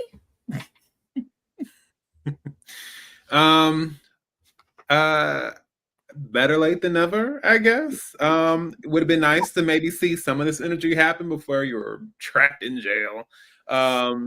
Just stuck behind the bars. However, I was wondering how this was going to play out, and of course, I mean, of course, Maddie was going to let the chopper sing as far as Cleo's situation. I'm just like, Lord, and okay, if I'm not mistaken, it really sounded like she wanted. I don't know, just this whole thing as far as blowing her spot up for the sake of the story. It just was. I mean, I guess I can't put much past her, but it still was surprising. I'm thinking at this point, maybe we have an understanding, maybe we have some clarity about the situation, but no. As only Slappy can do, actually, as only anybody can do when it comes to Maddie, especially everybody on the black hand side, I'm thankful that she got embarrassed, told where to go, and sent on her way. It's always, listen, it's always a delight. It's always a highlight, and it's always a moment in this series when Maddie gets told where to go, and we know exactly where she's going. She tried to, she got everywhere. She's limping. Well, I got stabbed by Stefan's mother. I'm having a hard time in life. If you could just turn on Cleo. Ow, my side. It's just so painful. I'm in such a terrible condition. If you could just turn on Cleo and get the story, I can get you out of here and set you free as the black man. Shut up, Maddie. Okay? Who told her that flinging around white privilege down at the jailhouse was going to give you the answers that you seek? Because she's got a habit of just saying, I'm going to go talk to these niggas in jail. so I can get my story. It didn't work out with the last guy, Maddie, because he broke out just to come pop up on you at your house. This does not work. This plan, this is not a good plan. And then see, she don't know that Black people have a unwritten rule, especially when you in the hood. We don't do that snitching stuff, okay? You don't know that. You just because you got a little apartment down there, you don't know the rules. We don't do that. And he's not, even though he might not have been the best husband, Slappy still go by them hood rules. I don't care if she is alive right now. I don't care if she got a house on the west side. If she don't want people to know, I'm not finna cooperate with your story. Get out my face and don't come back up here. Ashley? It's the fact Slappy wouldn't get a job, but he willing to do a life sentence, sir. That's hood mentality at its finest. That is crazy as hell to me, Slappy. We could have circumvented this entire situation, but now you gonna stand on big business. Yeah, I'm gonna sit here. I don't care. Because my wife's not foolish. Okay, dummy. And I mean, Maddie's just Maddie. I don't expect more from her, but this was not realistic for me in my mind. I watch First 48. Them Negroes snitch. They say they don't, but they get in that room under them lights and they tell it all every time. I just like to say we putting a whole lot on Cleo not being foolish. There was a lot of foolish behavior within this show. Absolutely. Nikki? Y'all literally took the words out my mouth, because Slap is still a terrible husband. He don't even know his wife. To say my wife ain't never been foolish, your wife ain't been nothing but foolish. I got nothing for Slappy. He really irks my nerves. He is such a deadbeat. Might not have been the best husband. He was a terrible husband. He was a deadbeat. This whole mess is, I feel like this whole mess is because of him. It literally is because his black ass didn't want to get a job. Like, it irks my soul that he got the nerve to be behind the plexiglass. Like, he just the number one husband. Like, he Bonnie and Clyde, ride or die. You couldn't even get a job, bro. Like, it irks my soul. It irks my soul so bad that he want to act thorough now. Oh, you gonna shake the hand of the man that killed your dog? Baby, sit down. Like, sit down, shut up, and do the same thing you've been doing while Cleo out there working and you sitting on the couch with your buddies. He could still be sitting on the couch right now for all I good goddamn care. I really ain't got much for Slappy Johnson. I really he irks me. He irks me. But also for the last slide, yes, Teddy is a class act. Absolutely throw it up for the little boy. Amazing. I love him. I love when he said Mr. Gordon's boy. Like, you ain't even got a name, baby. You Mr. Gordon's boy. Oh Lord, I'm gonna take this off for a second while we have the peak of what may be the peak in here, almost 90 people, because we wanted to take a moment to acknowledge some of our favorite moments in the show, because this is a limited series, and after this we ain't gonna get no more. So I had to put a little something together so we could just reflect for a second. Please don't leave me burning, burning, yearning, feeling inside me. And it hurts so bad. Thank you for your time. You better sing, Dora. Someone show Miss Helpline the door. What story? You had a nice little suburban life, and it was over. And Frank had it a lot harder. My wife! That's my boo up there. Look at her. Sea-line, dressed in red. She drink coffee, head ahead. And I go. This is my quest. And there'll be a lot of opportunities for you. Opportunities for what? To surrender my dignity. And my shadow feeling blue. I have an ethical quandary I'd like to talk to you about right now. I'm sitting in the can to get away from those yammering cocksuckers. Do I look like I have the inclination to share my words of wisdom with you right now? Right neck bones and some home fry.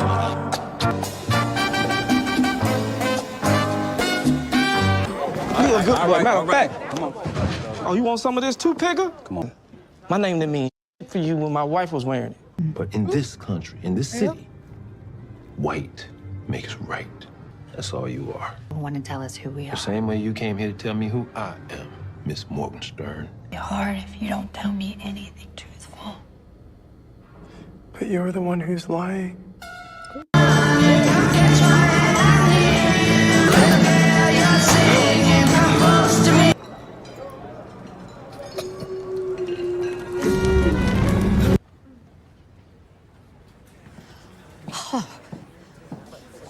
You went for the kishka, huh? What do you want me to say, huh? I sympathize with the guy.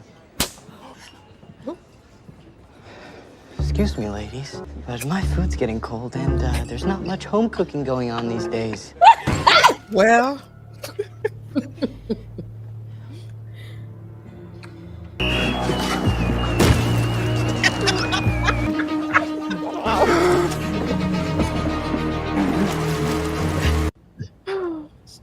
You're lying. He broke into my apartment. Stefan would have told me. Boys don't tell their mothers everything. You were right. He loves talking to me. I don't think you're stupid, Kasha.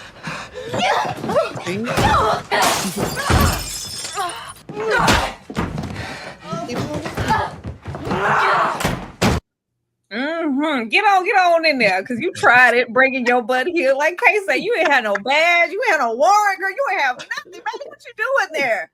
But we definitely needed to reflect on those moments. There were a lot of shining moments in the show, but I'm gonna need them to put neck bones and some home fries, Havana Nights on Apple Music or something, so I can kick back. And put Dora on anything. Yes, please, I would buy it. Baby, the way this was comedy for me. Ooh, Cleo, it's still you, baby. Cleo, it's still you. Cleo, it's you, girl. I'll take Cleo in his pencil mustache and his beard and the afro. She looked like one of the Jacksons. I just could not take any of this. This disguise, I absolutely got it. I love what it represented, having to move in this space and not really being able to move in this space in this decade, whether it's her or Maddie, unless you are a man. So, hey, let me make the transition happen. But Cleo in this disguise sent me through the floor because, girl, okay, Cleo, we see you, girl. It's still you.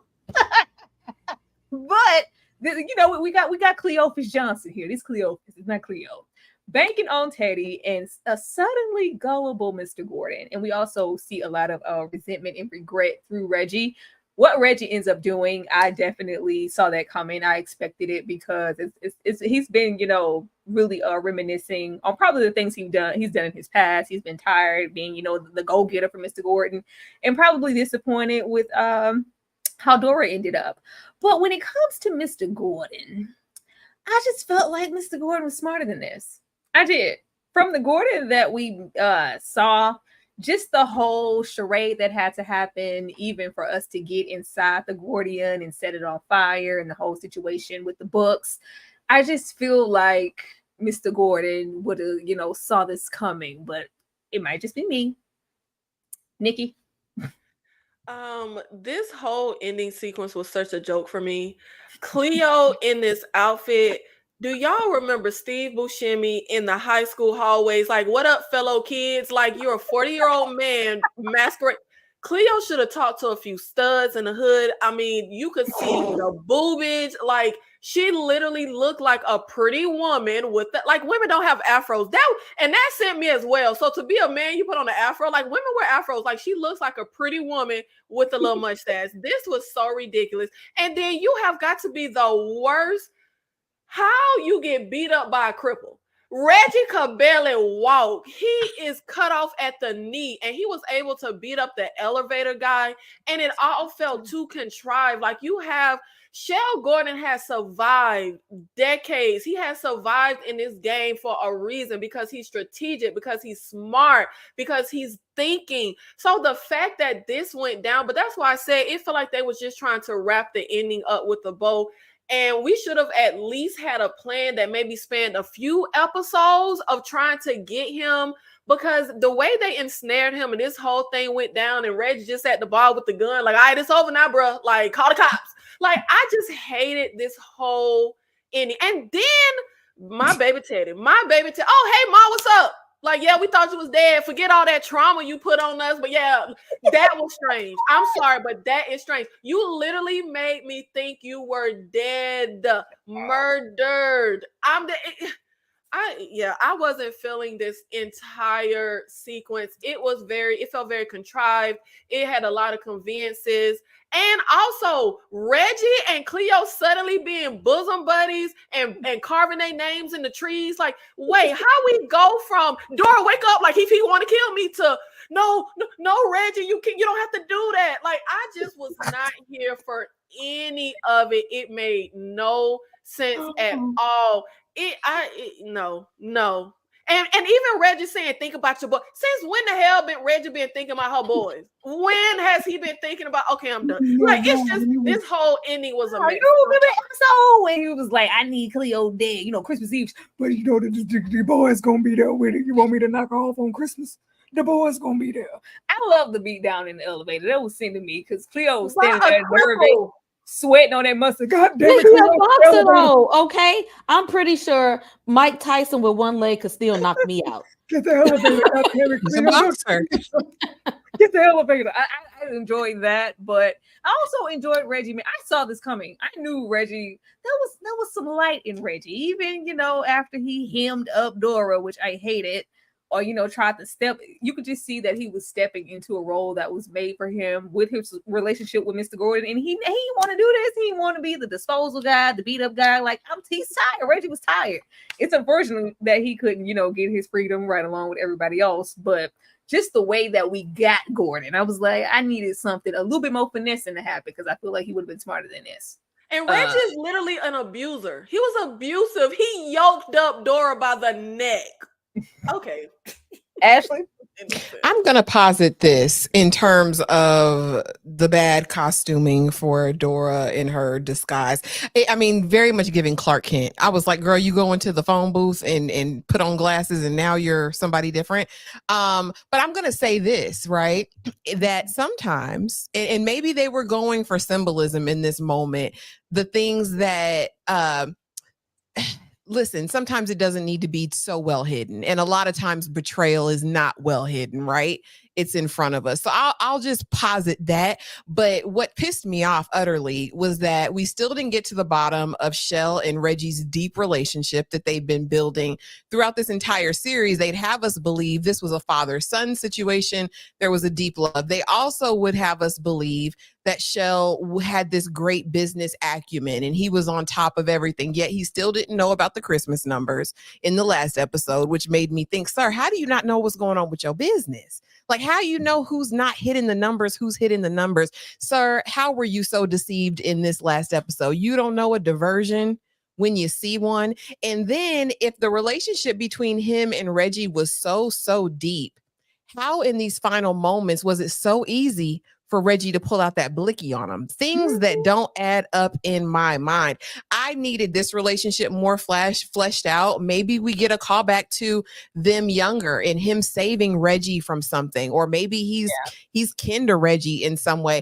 But as far as the dissolution of that relationship, it really bothered me. I would think that Reggie would have more of a moral dilemma with, putting him out. Also, this daggum plan, y'all both gonna go to prison for the rest of your lives. Then why does Cleo need to hide anymore? Why do y'all need to burn down the building? Like, I don't get any of that part, right? I don't get it. Why? I just don't see old Gordon chilling like Reggie. Oh, we just gonna go to jail now. I feel like Gordon would have you hit in the jailhouse. But it's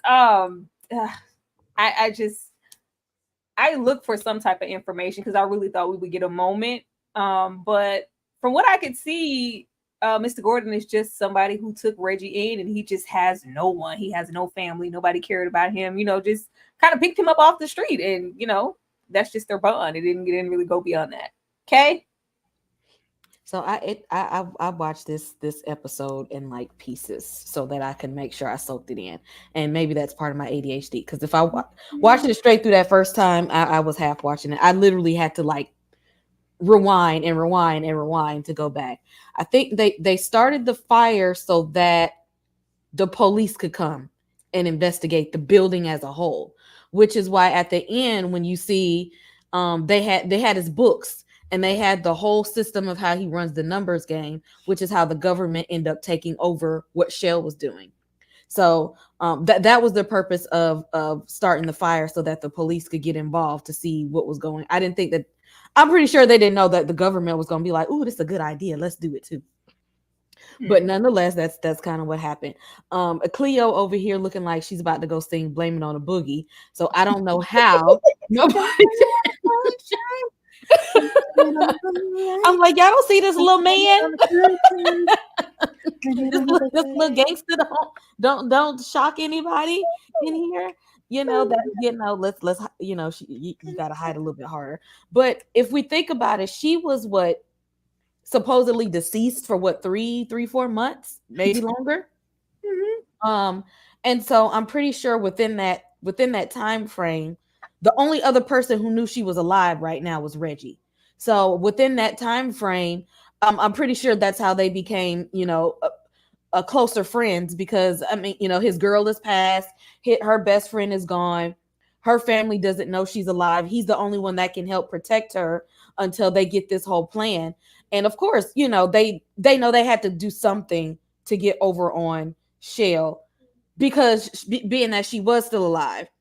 And so I really think that they just took that time to say, how can we not only take him down, but instead make sure that you're protected, and then this heifer that's trying to expose your story gets taken. Make sure she get a story too. Like, we can't it ain't enough for you to just run because now she out here investigating. We got to give her something so that she doesn't do your story instead. So I think that maybe he got tossed in there as a way of we gotta give her something so she don't come out here poking and digging around like she's been doing. I just felt like there was a way, Kay, for Cleo to not have to be dead anymore. I did. D. 10 out of 10, no notes. What? Where, D?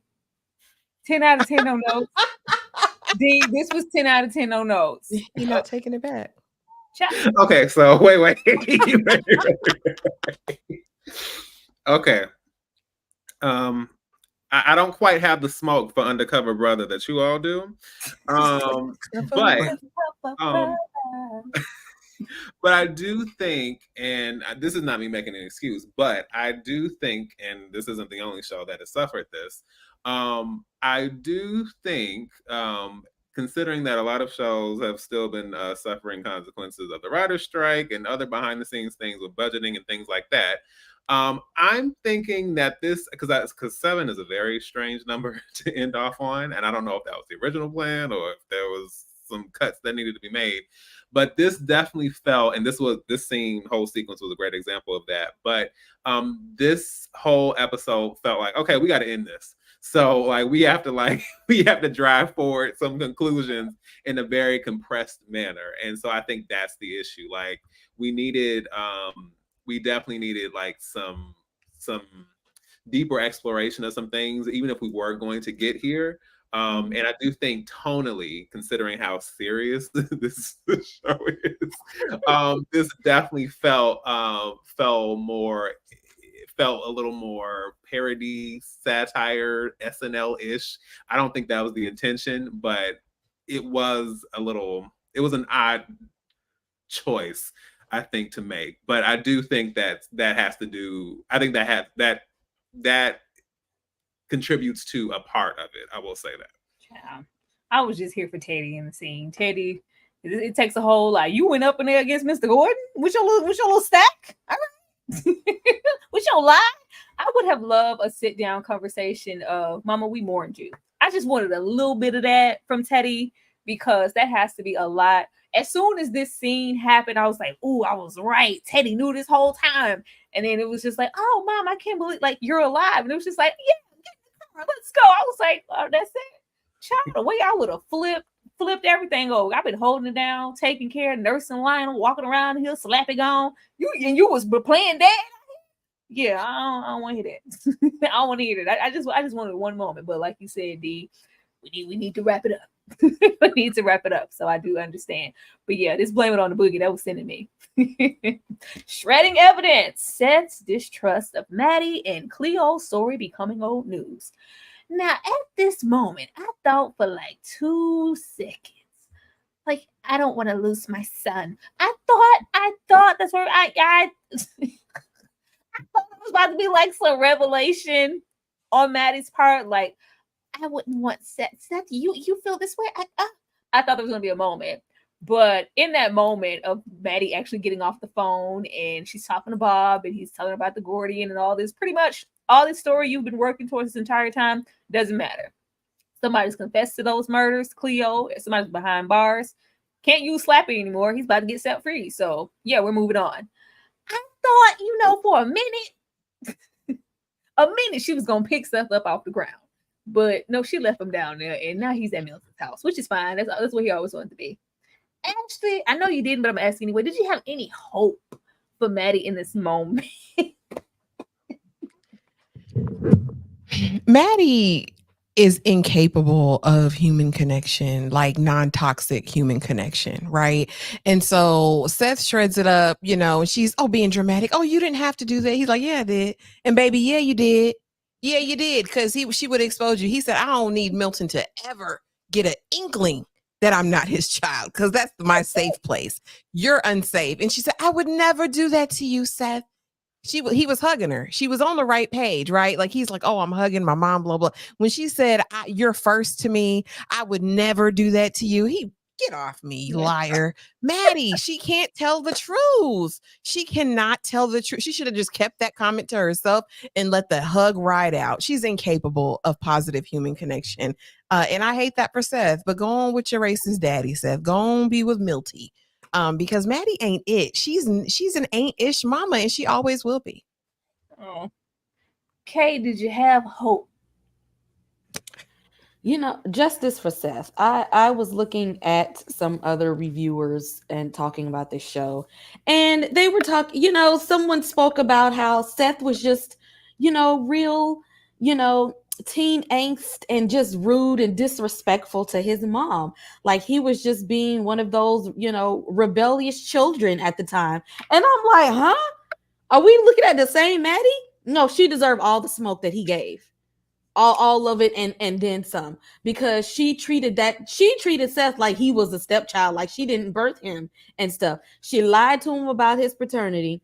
She walked out of the house, didn't even say goodbye to him. When she just decided she was just done with Milton, she ain't say, I'll be back for you, boo. You know what? Get in the car with me, pack some clothes, we gonna go. She just said, deuces. And he's looking like, for real? Are you serious? Are you serious right now? And then you want me to come over here to the hood life? I don't even know these people. You don't know these people. You're trying to uproot me.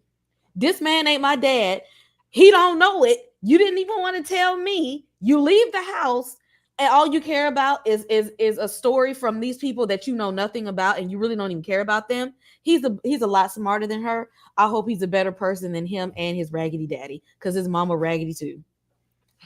Justice for Seth. D.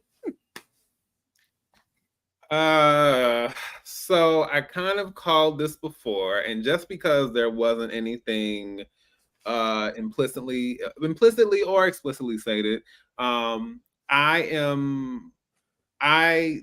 will say that I have a soft spot for Seth the sociopath, and I hope that the number that Maddie has done on him does not result in mass crime, mass murder, and his profile on 48 Hours. Oh, Nikki.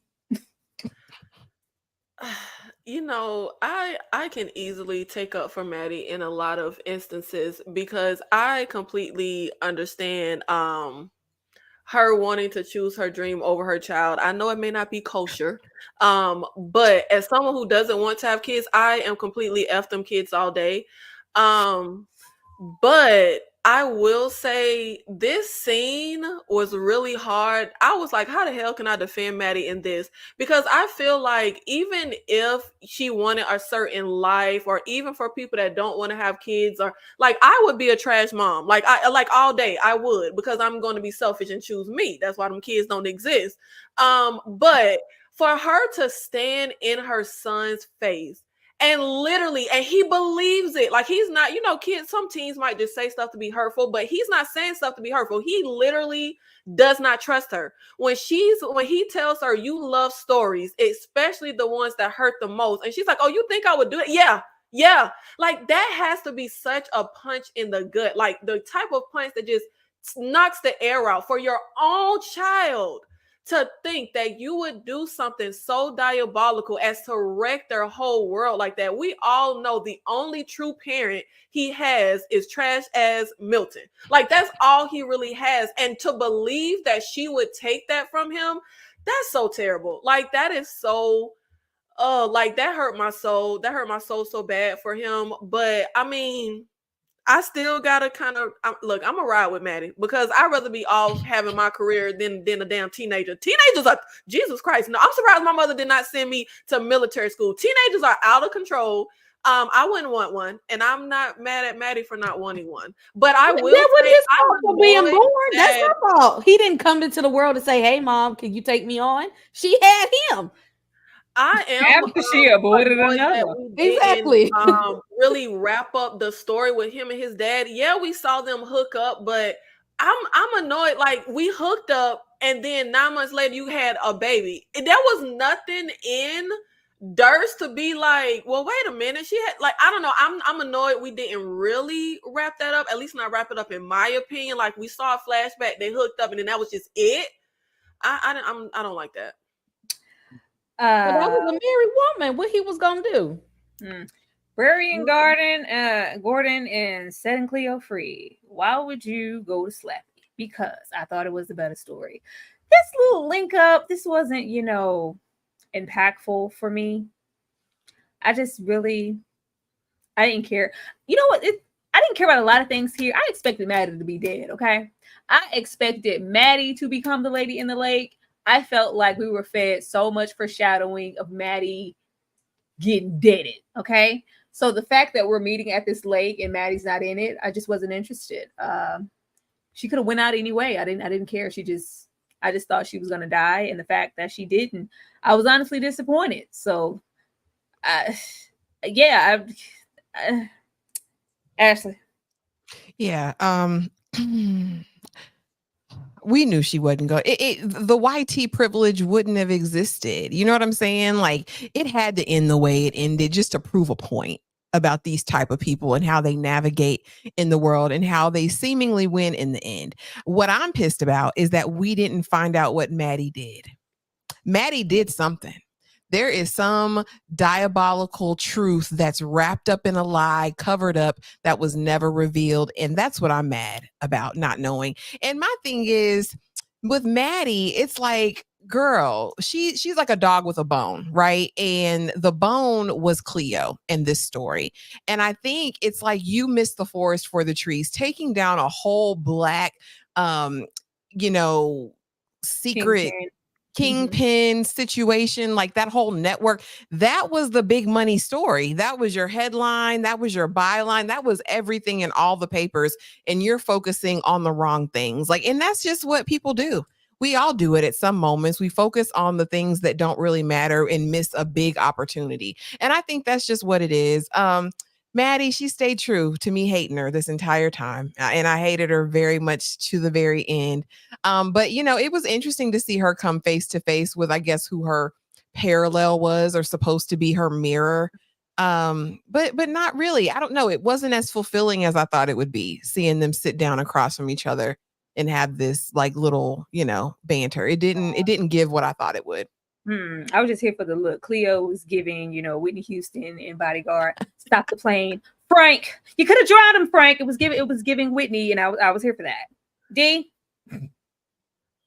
I mean, I was hoping for, I was either expecting, and if not expecting, I was at least hoping for this scene to involve a shank.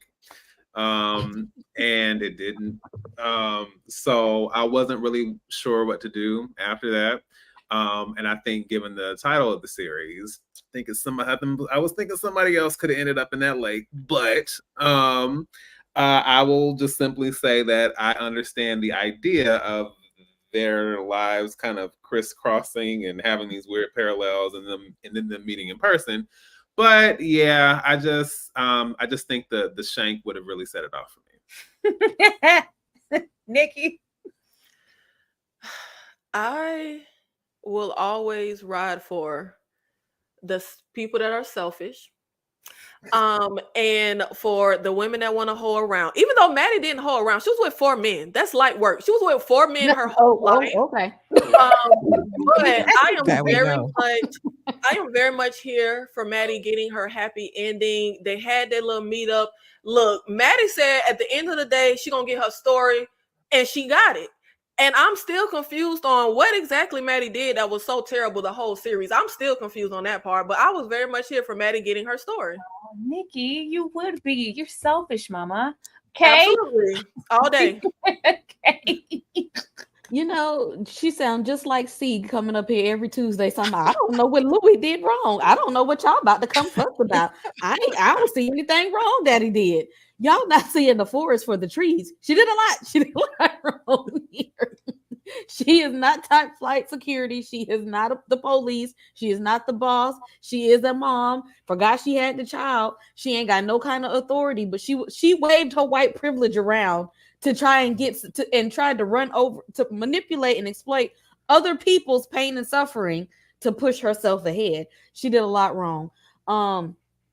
Although I appreciate this ending more than in the book. Like I said, I knew because of the book that I told y'all that, at the end of the day, the day gonna end. So the story was gonna end, and we got a wrap up, but it wasn't the fulfilling that we thought it was gonna be. But y'all also have to remember that the book was even based on a true story.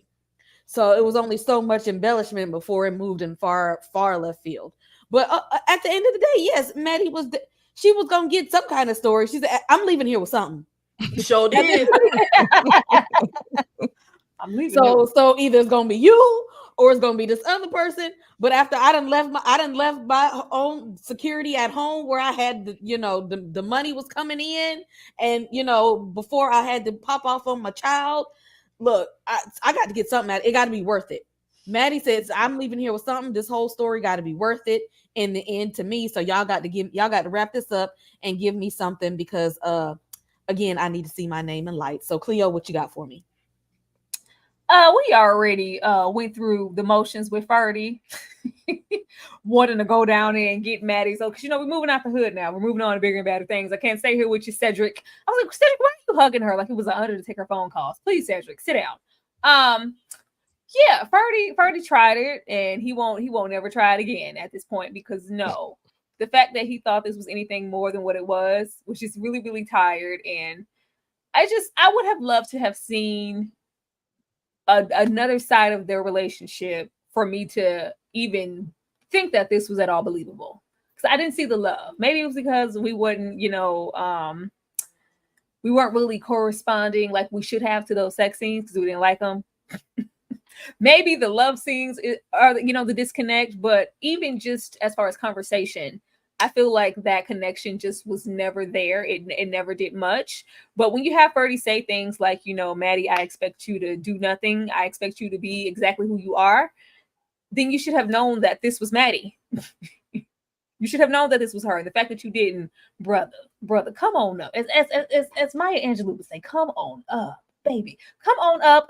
The air up there, Ferdy. We expected more, black man, and it didn't give what it was supposed to give. And Maddie said, you're more than welcome to pull up and, drop it off in my drawers at nighttime. Not in the morning, okay? You still may have to come through the back window, but you're more than welcome to do that. Outside of that, I'm not settling. I don't want to do none of that. I just got free. I just got free. I don't want to be locked down to nobody. I respect that. I just expected more from Ferdy. Actually, I'm going to come to you. Pick a brother. Who you picking? You know what? And this might come as a shocker, but if I have to choose, I'm choosing Wood. We going with Shell Gordon because at least he stood on business. I mean, he stuck by what he said he was gonna do. If he wants you unalived, he gonna order it. He gonna do it. He gonna say it. And he ain't gonna change his mind about it. Everybody else can't be trusted. I'm gonna stick with Gordon because you get what you pay for with Gordon. I'm definitely gonna go with Gordon because Slappy, he don't do enough. He got no job. Ferdy, he like white women. He ain't even checking for me like that. And I could vibe with Reggie, but I gotta help him. He got a limp. I don't think that's gonna go over well with old age. I just, then you hemming people up. I'm gonna go with the lesser of the two evils and go with Mr. Gordon. Okay, who you got?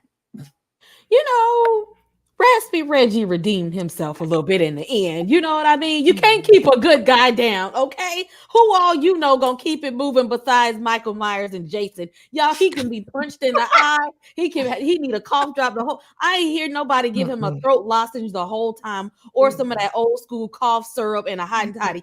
This whole time he been walking, he fell.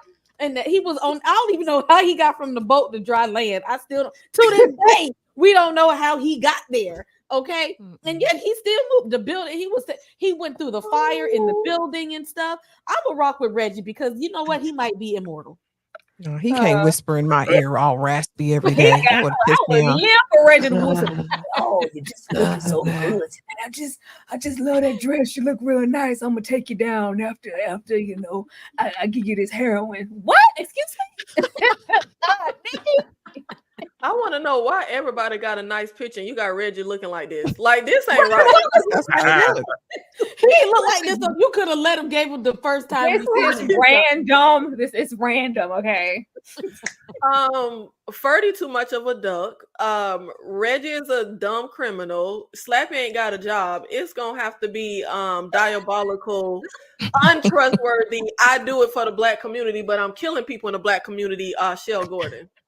Okay, Nino Brown did the same thing. Y'all don't be see where the local drug dealers be passing out Thanksgiving turkeys and toys and stuff for Christmas. Okay, sometimes they got to play their role.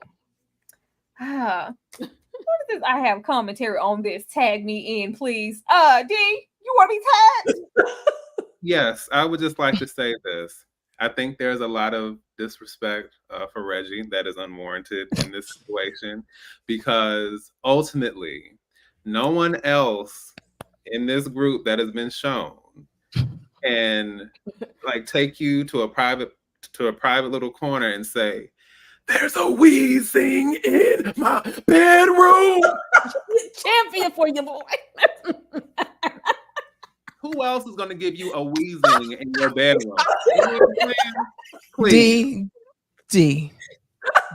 Dora loved it. Dora loved it. Don't be there. Yeah, no, we won't want to hear that. That's the last thing we want to hear. See, he gonna pass out before we hit the second verse. I'm okay. We don't do that. Let's just go on and close this off with these people in these extra happy endings, because we will put a nice little cute bow on it for Maddie and for Cleo. Maddie finds her purpose and legacy. It was always my story. Maddie, the author. Maddie looked cute in a little pantsuit. Maddie looked cute in her pantsuit. Maddie got her curls. She got a couple of tracks in the back. It was giving what it needed to be gave. I like the little suit. She finally got a car. We got a car, and it's not in Milton's name, so I can sell it if I want to. She has found, Maddie is walking in her purpose. It's always been her story. It's just not in the form that she thought it would be at first. It's in book form. She's at a signing. It's a whole bunch of people, so I'm assuming that she's successful. But way to go, Maddie. Okay. You better go, Alma, giving everybody in this show your curly hair. Child, every girl at one point in this show has some wavy curly hair. I see you. You better give everybody that curly wavy hair. Maybe this is the life she always wanted. So I hope when she goes home at night and there's no one there, not even Seth, when she goes home and she by herself alone at night plotting on her next move so that people can know her, to give her whatever accolades that she need externally. I hope it's all worth it. I hope that she is living her best life. Although at the end of the day, I hope she know what it cost her. And you know what? I don't even know who all she had to sell it to get up there. But I hope it was worth it, Maddie. Not sell it to, Kay. Nikki? When I go home alone at night and I don't have no man in my face getting on my nerves, and I don't have no child in my face saying they got a school project due tomorrow, they need me to bake cupcakes for the class, I am living my best MFing life, okay? I am all the way here for Maddie's happy ending. Y'all already know that was what I was going to say. Let's not pretend there are not women every day losing their identity as a mom and as a wife and don't live for themselves. So big up to Maddie for saying, you know what? If anybody's going to look at this, I want to live for myself. This is what I want to do. And I'm home by myself with my books that I wrote. I got my signing. I'm successful and I'm living life on my accord. And we ain't see Maddie sell her ass not once in this showcase. So let's not even put that on Maddie. Okay, Maddie ain't sell nothing but her books. Okay, thank you. Ashley. Yeah, I don't care. The devil wins sometimes. You know what I mean? That's all. The devil wins sometimes. And that was just the example that you can be a hellish, demonic individual in this world, walking about, roaming to and fro, thinking about only yourself and putting yourself first, and still come out smelling like roses at the end of the day. Hey, whatever it took, right? Only a couple dead bodies, only a couple stabbings with butter knives, only a couple brokenhearted black men. Whatever it takes, Maddie. Go on, girl. Assaulting your son in public, abandoning him, leaving with a person that ain't even his real daddy. D. Go, Maddie. Listen, Maddie's time in the hood did not go unnoticed, because I truly appreciate it. Like, listen, some things you learn, and the hood is a place of resources. So I wasn't expecting it, and I was I actually appreciated the kinky Kanekalon bust down that she was giving us here. Like, I'm like, all right, like give us something. Then so I'm not surprised as far as the story. This is what she wanted. and she was willing to do what was needed to get there. And in the words of a very famous singer, the record shows she took the blows literally to the gut, and she did it her way. I She did did. it my She way. did. At this point, I wasn't even mad at Maddie. I was like, Maddie, if Maddie wasn't dead, I was like, okay, well, Maddie got what she wanted in the end. But it's not like we don't see scenarios like this, especially when we're getting over into privilege and whatnot. Normally, they do get what they want. So go off, Maddie. Go off and shake them bundles and pay Freddie a visit. He misses you. Let's go on over here with Cleo. Now, baby, I just want to say for the record, the person who needed to be on stage, they were up there. The person who needed to be on stage, they were up there. Dora needed to be on that stage, and Dora needed to be singing those songs. Who told Cleo to get up there? Dora. Dora did. It was not.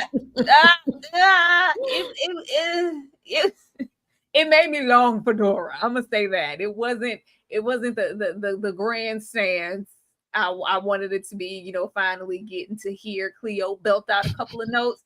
It was giving what we all give on a daily basis in the shower, and I was like, on the Paris stage, all right. But be that as it may, she's up there. She got her good bust down situation. Everybody got a couple of tracks. It was giving. It was beautiful. It was beautiful. Bonsoir, ninjas. The Johnsons are in Paris.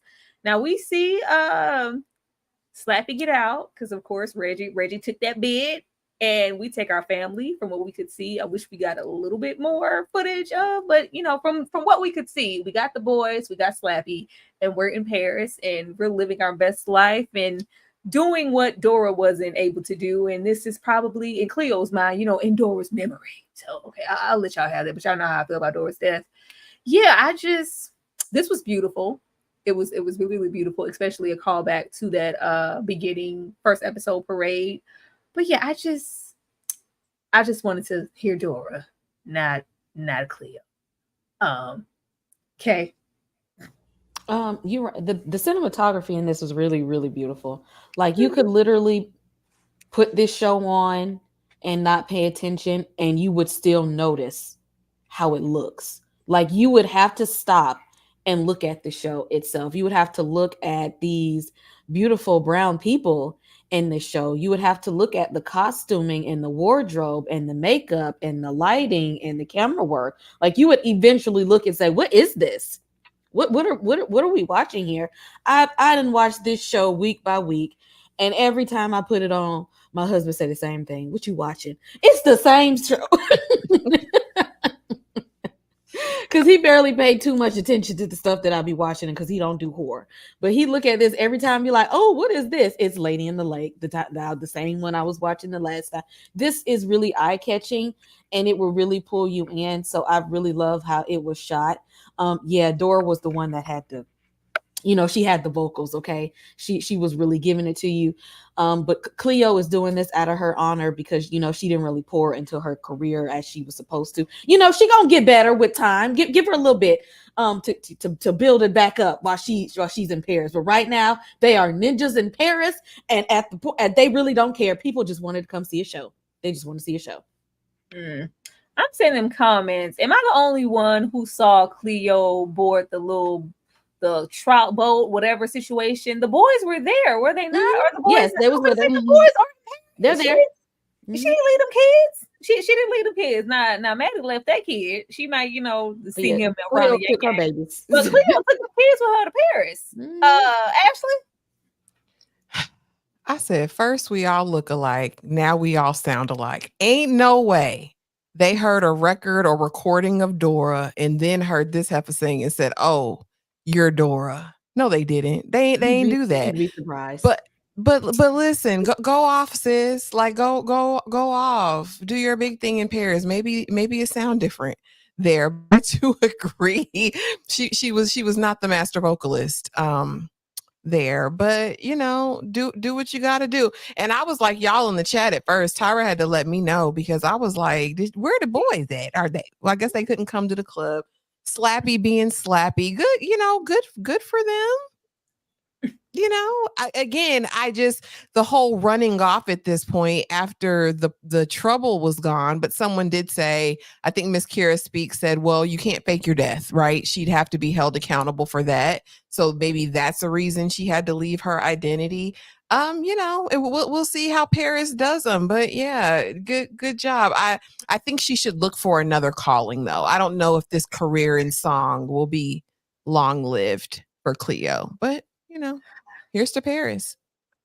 D, were the vocals giving? I mean, I think she got a nice voice saying yeah, yeah, yeah, yeah, yeah around the house, right? Yeah, I'm not mad at it. It's not quite giving the tip of the tongue and the edge of the lip, the tip of the tongue. Like I feel like we need a little more something. But hey, the Parisians seem to be vibing with it, then we'll roll with that, I suppose. Yeah, I mean, yeah, we listen. I am all for the expats. I'm currently planning my trajectory for that one of these days. So hey, I like seeing but yeah, I do enjoy seeing that, and ultimately, whether it was her intention or not, Dora in the end became an explorer. Nikki, I want to know how that little jaundice baby got to Paris, because T-Boss said when you got sickle cell and you be trying to be on planes and trains and boats and tour buses, you go into episodes and that baby been half dead the whole series. So I don't know how that happened. But I don't think that her singing is right. She can hold a note. She's not Dora, but I don't think her singing is bad. But y'all know the only thing I care about. Do Slappy got a job or not? Like that's really all I care about, because I guess he's still gonna be a deadbeat. Like ain't a damn thing changed but they zip code, I guess. Bonsoir. out there cruising, supporting her, from the sidelines like always. But that's Lady in the Lake for you. Ending this off, what questions do you still have, and how would you have ended the series? I really wanted to get more into the Durst family just a little bit. I feel that we kind of glossed over that after there was a kind of stamp that Teddy Durst is Seth's father, and we just didn't explore anything. As far as Alan Durst's dad, Mr. Durst, I needed a little bit more of that. That would have been nice. I did want to see the kids' reaction to the mother, just popping up like, we mourned you. I did want to see that. And just as far as ending it, I just really thought that we would have death with all of the imagery of the lamb and the baby with the jaundice, little Lionel, whether it was that or Tessie or all that foreshadowing with Maddie or just the voiceovers in the beginning. I knew that there was going to be an additional body in that lake, and it was going to have a vibe of, the interesting part for me was trying to figure out who was going to put Maddie in that lake. I thought we were going to end here with who was about to knock Maddie off, who was coming. You couldn't tell me it wasn't going to be a birdie. I thought somebody was going to take Maddie out, and it was going to be like you were your own, undoing, because you were so invested in this story and the Lady in the Lake, and you became the Lady in the Lake. So everybody kind of getting what they wanted in the end, down to Maddie. That was not on my bingo card. I thought we were looking into some death, but we did not. We kind of had low-key happy ending outside of Reggie, getting locked up and doing a bid. I mean, it was nice though. From what I saw, what was there in that book, there was an amazing job done with what we could have got.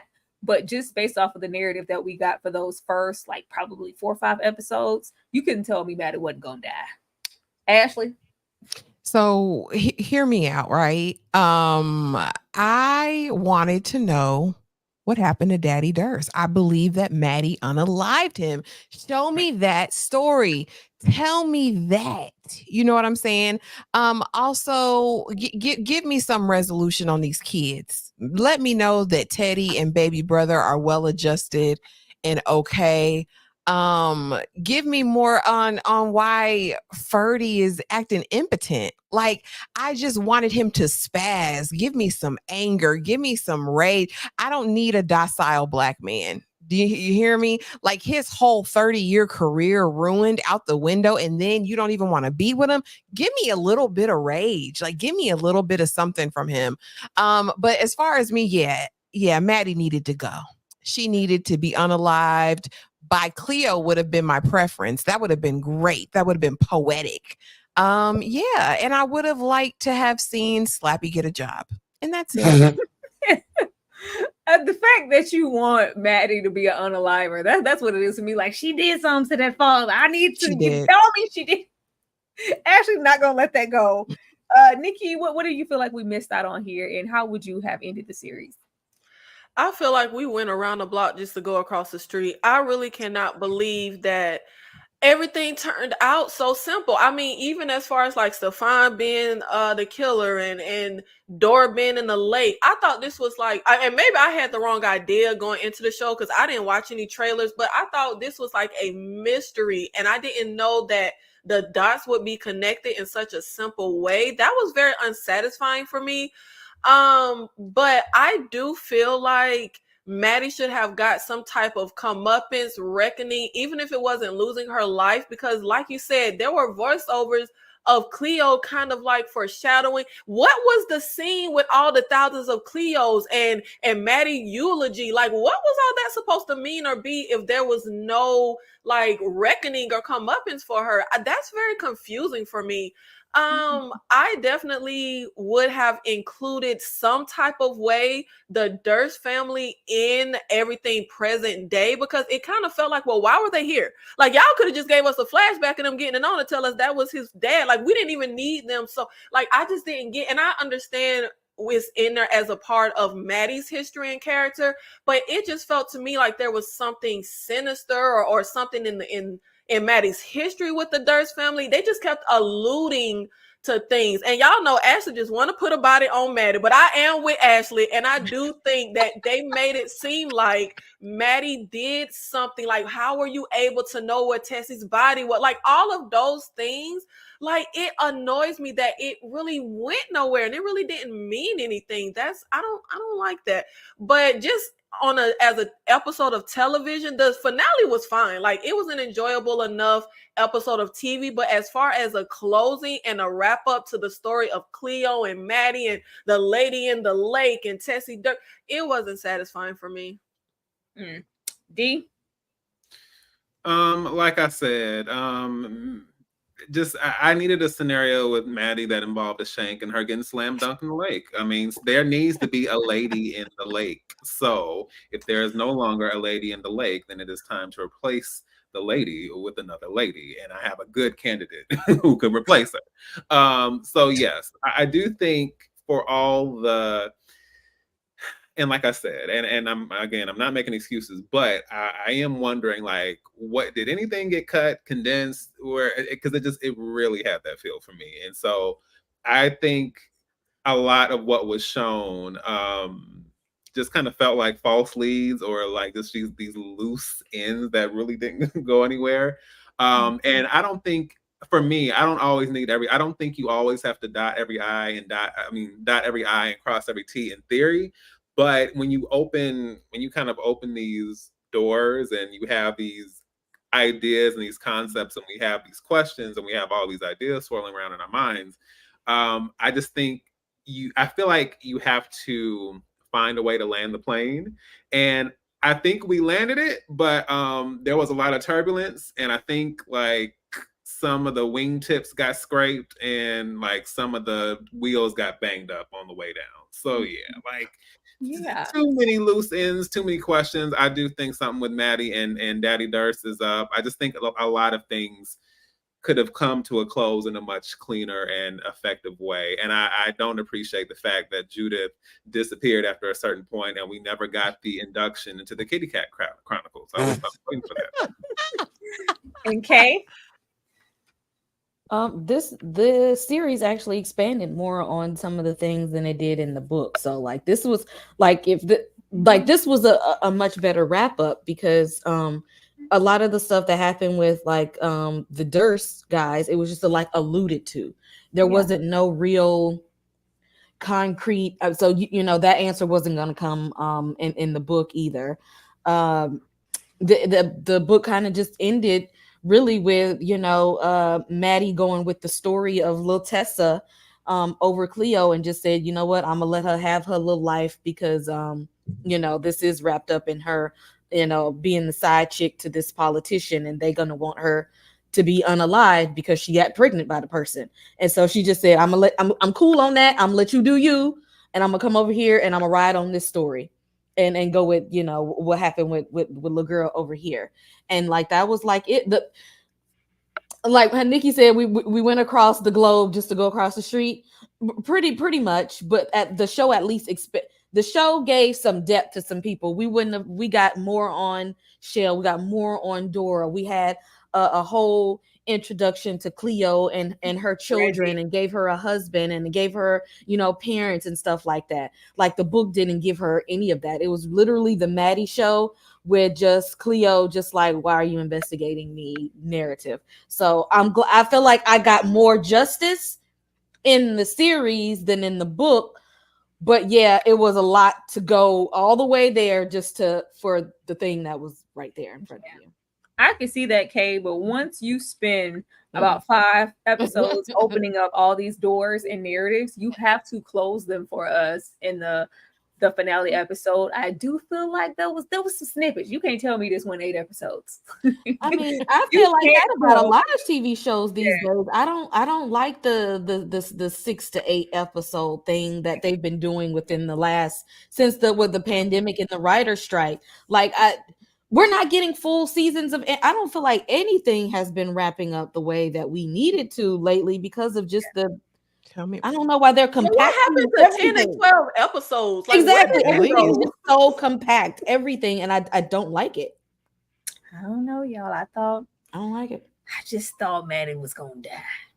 You want something terrible from Maddie so exactly. bad. It was foreshadow. I wanted Seth to be the one to take her out. All of that dramatization, I was like, all of that foreshadowing, the baby goats and lambs and pigeons, the stab wounds, that was all just to have the situation happen with Stefan's mom. And it's just like, see, you poking your nose and whatever, where it doesn't belong, and now you got stabbed. No, like I literally thought Maddie was gonna die. I did. I expected Maddie to end up being the lady in that lake, and you couldn't tell me she wasn't. So the fact that she's still, running around with bundles is just, I'm bewildered. See, y'all wanted what happened was y'all wanted Ferdy to get lynched instead of losing his job.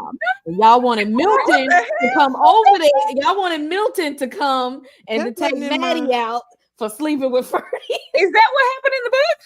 I think you're getting confused. Okay, this ain't the white panel. This is the black panel. We did not want. I was like, what? Who wanted that? Get out of here! Hell no, Ferdy's role in the book wasn't even all that anyway. The show even gave him some more. He wasn't even doing all that in the book. We didn't want that. We wanted something different for our main people here. And you talking about Maddie's cup up is I wanted Cleo to be dealt with for what she did to Dora. I don't care. Y'all trying to justify that. Girl, my name is not Yunetta. You the only one don't think that body should have went to waste. Dora was gonna OD at some point. Even if she probably would have touched down in Paris and got some of their new stuff or the French stuff and still would have OD. That body was gonna be her available. business. That's her prerogative. If she would have OD'd in Paris, I'm sure one of the band members would have gave her a proper burial. She would have had a whole. Her name would have at least been on it. So we just gonna waste a perfectly good corpse, is what you're saying. Oh wow, this is a diabolical panel, y'all. They don't care. It's terrible individuals. Don't die around none of this because they're gonna use y'all for nefarious purposes. Let me get out of here. It's too much. She need to answer for that. But y'all, that was Lady in the Lake. This was a good time. This is a great panel. We really, really appreciate Alma giving us her time. Like, can't wait to have her run this back. Like, y'all want to talk. Oh, now y'all want to talk when I leave. All right. Yes, Miss Alma. We had to give you your time and give this finale its time too. But let me thank y'all like always for being here, and then we're gonna come back and let you guys know what we have coming up on the channel.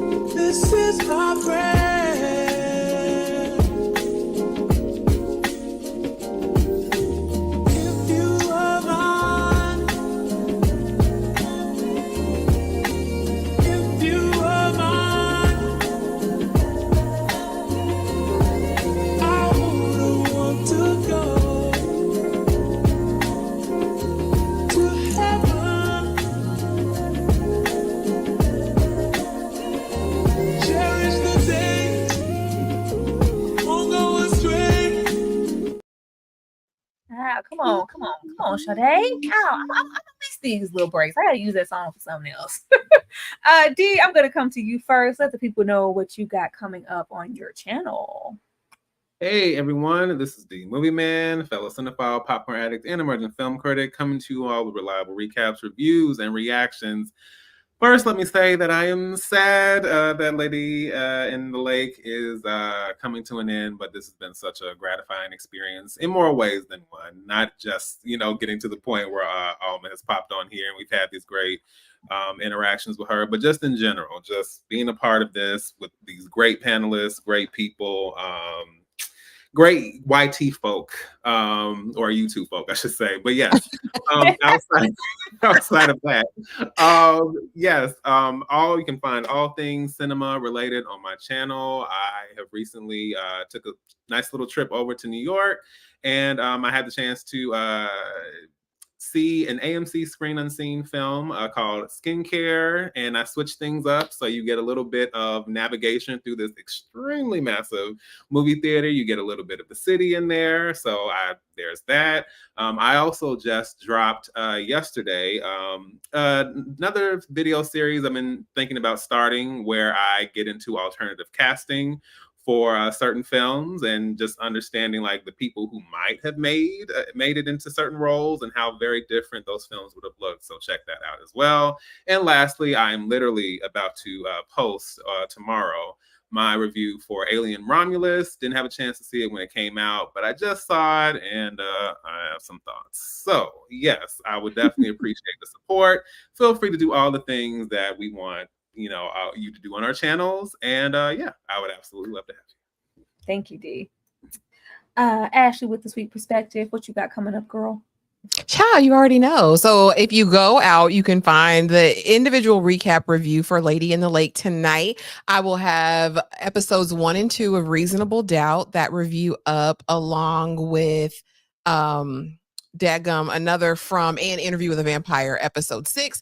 Don't forget, Tuesday we talk vampires. Tomorrow night we are talking Tyler Perry, honey. And then we have Love is Blind this week. We have Reasonable Doubt and Bel Air, y'all. So please just make sure you're subscribed to everyone. Hit that notification bell so you don't miss anything. And thanks so much for hosting. What a beautiful experience and a beautiful show. If you watching this after the fact, we still loved it. Okay, it was beautiful. It was. We never said that. Never said we didn't do that. We love this. We love it. But we're going to critique it. Period. A Night of Horror. Nikki, what do you have coming up on your channel? Yes, hello, beautiful people. I am Nikki. My channel is A Night of Horror, where I do mostly horror content, but I also do other genres as well, recaps of TV shows. I also have my Alien Romulus video coming, and I will also be ranking all of the movies in the Alien franchise. I just dropped my review on Trap, which I might be the only person on the planet that really liked that movie, but check it out for my full adults. I also have my video coming up on Cuckoo, that new movie, and also for the non-horror fans, I have my review up or coming up for the new movie by John Woo called The Killer. And as well as every Saturday is Horror Saturdays, I have my KillerCon live horror panel where Kay and Tyra are there with me, as well as a special guest. We play games, we talk horror, fun horror topics, serious horror topics. And upcoming, I will be covering the From TV show. And we have another horror series coming that escapes my mind right now, but I have a lot of stuff coming up. So just subscribe to the if I can talk, subscribe to the channel and just have your bell notification on so you know everything that's coming up. I also do my live watch alongs, breakdowns of TV shows, movies, my tier list ranking. I did my summer horror tier list with Kay. We did that a few weeks ago. If you haven't checked that out, I also did Would I Survive These Horror Icons tier list ranking. Who would I survive and who would I die by? So that is there as well. Thank you so much. I will see you in whatever we do next. You muted, Tyra. Uh-oh. I ain't never muted y'all. Who did? Who said that? Who did that? Last but not least, Kay, tell the people what you have coming up. Go ahead, Kay. I'm gonna run this down really, really quickly. Okay, tomorrow we have Why Did I Get Married 2? Y'all, the first review was hilarious. Run it back again tomorrow. Tuesdays are for Interview with the Vampire.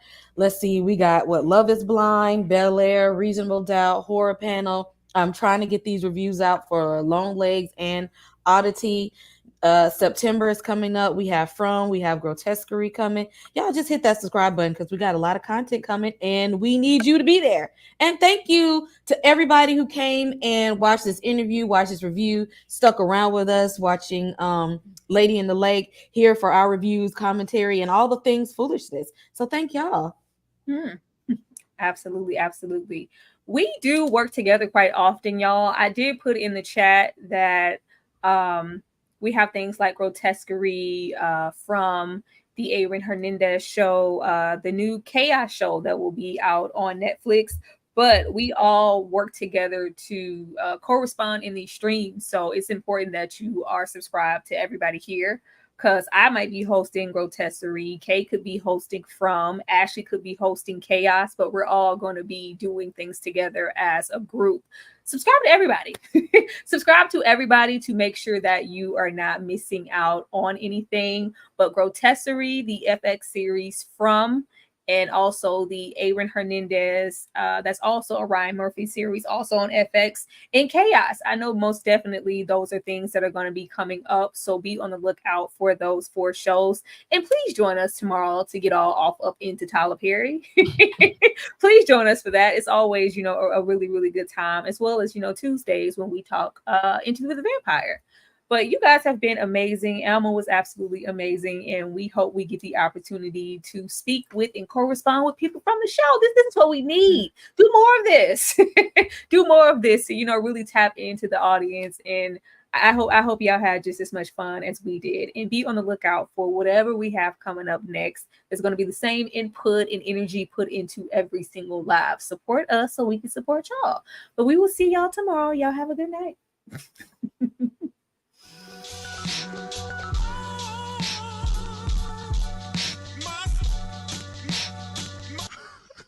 Must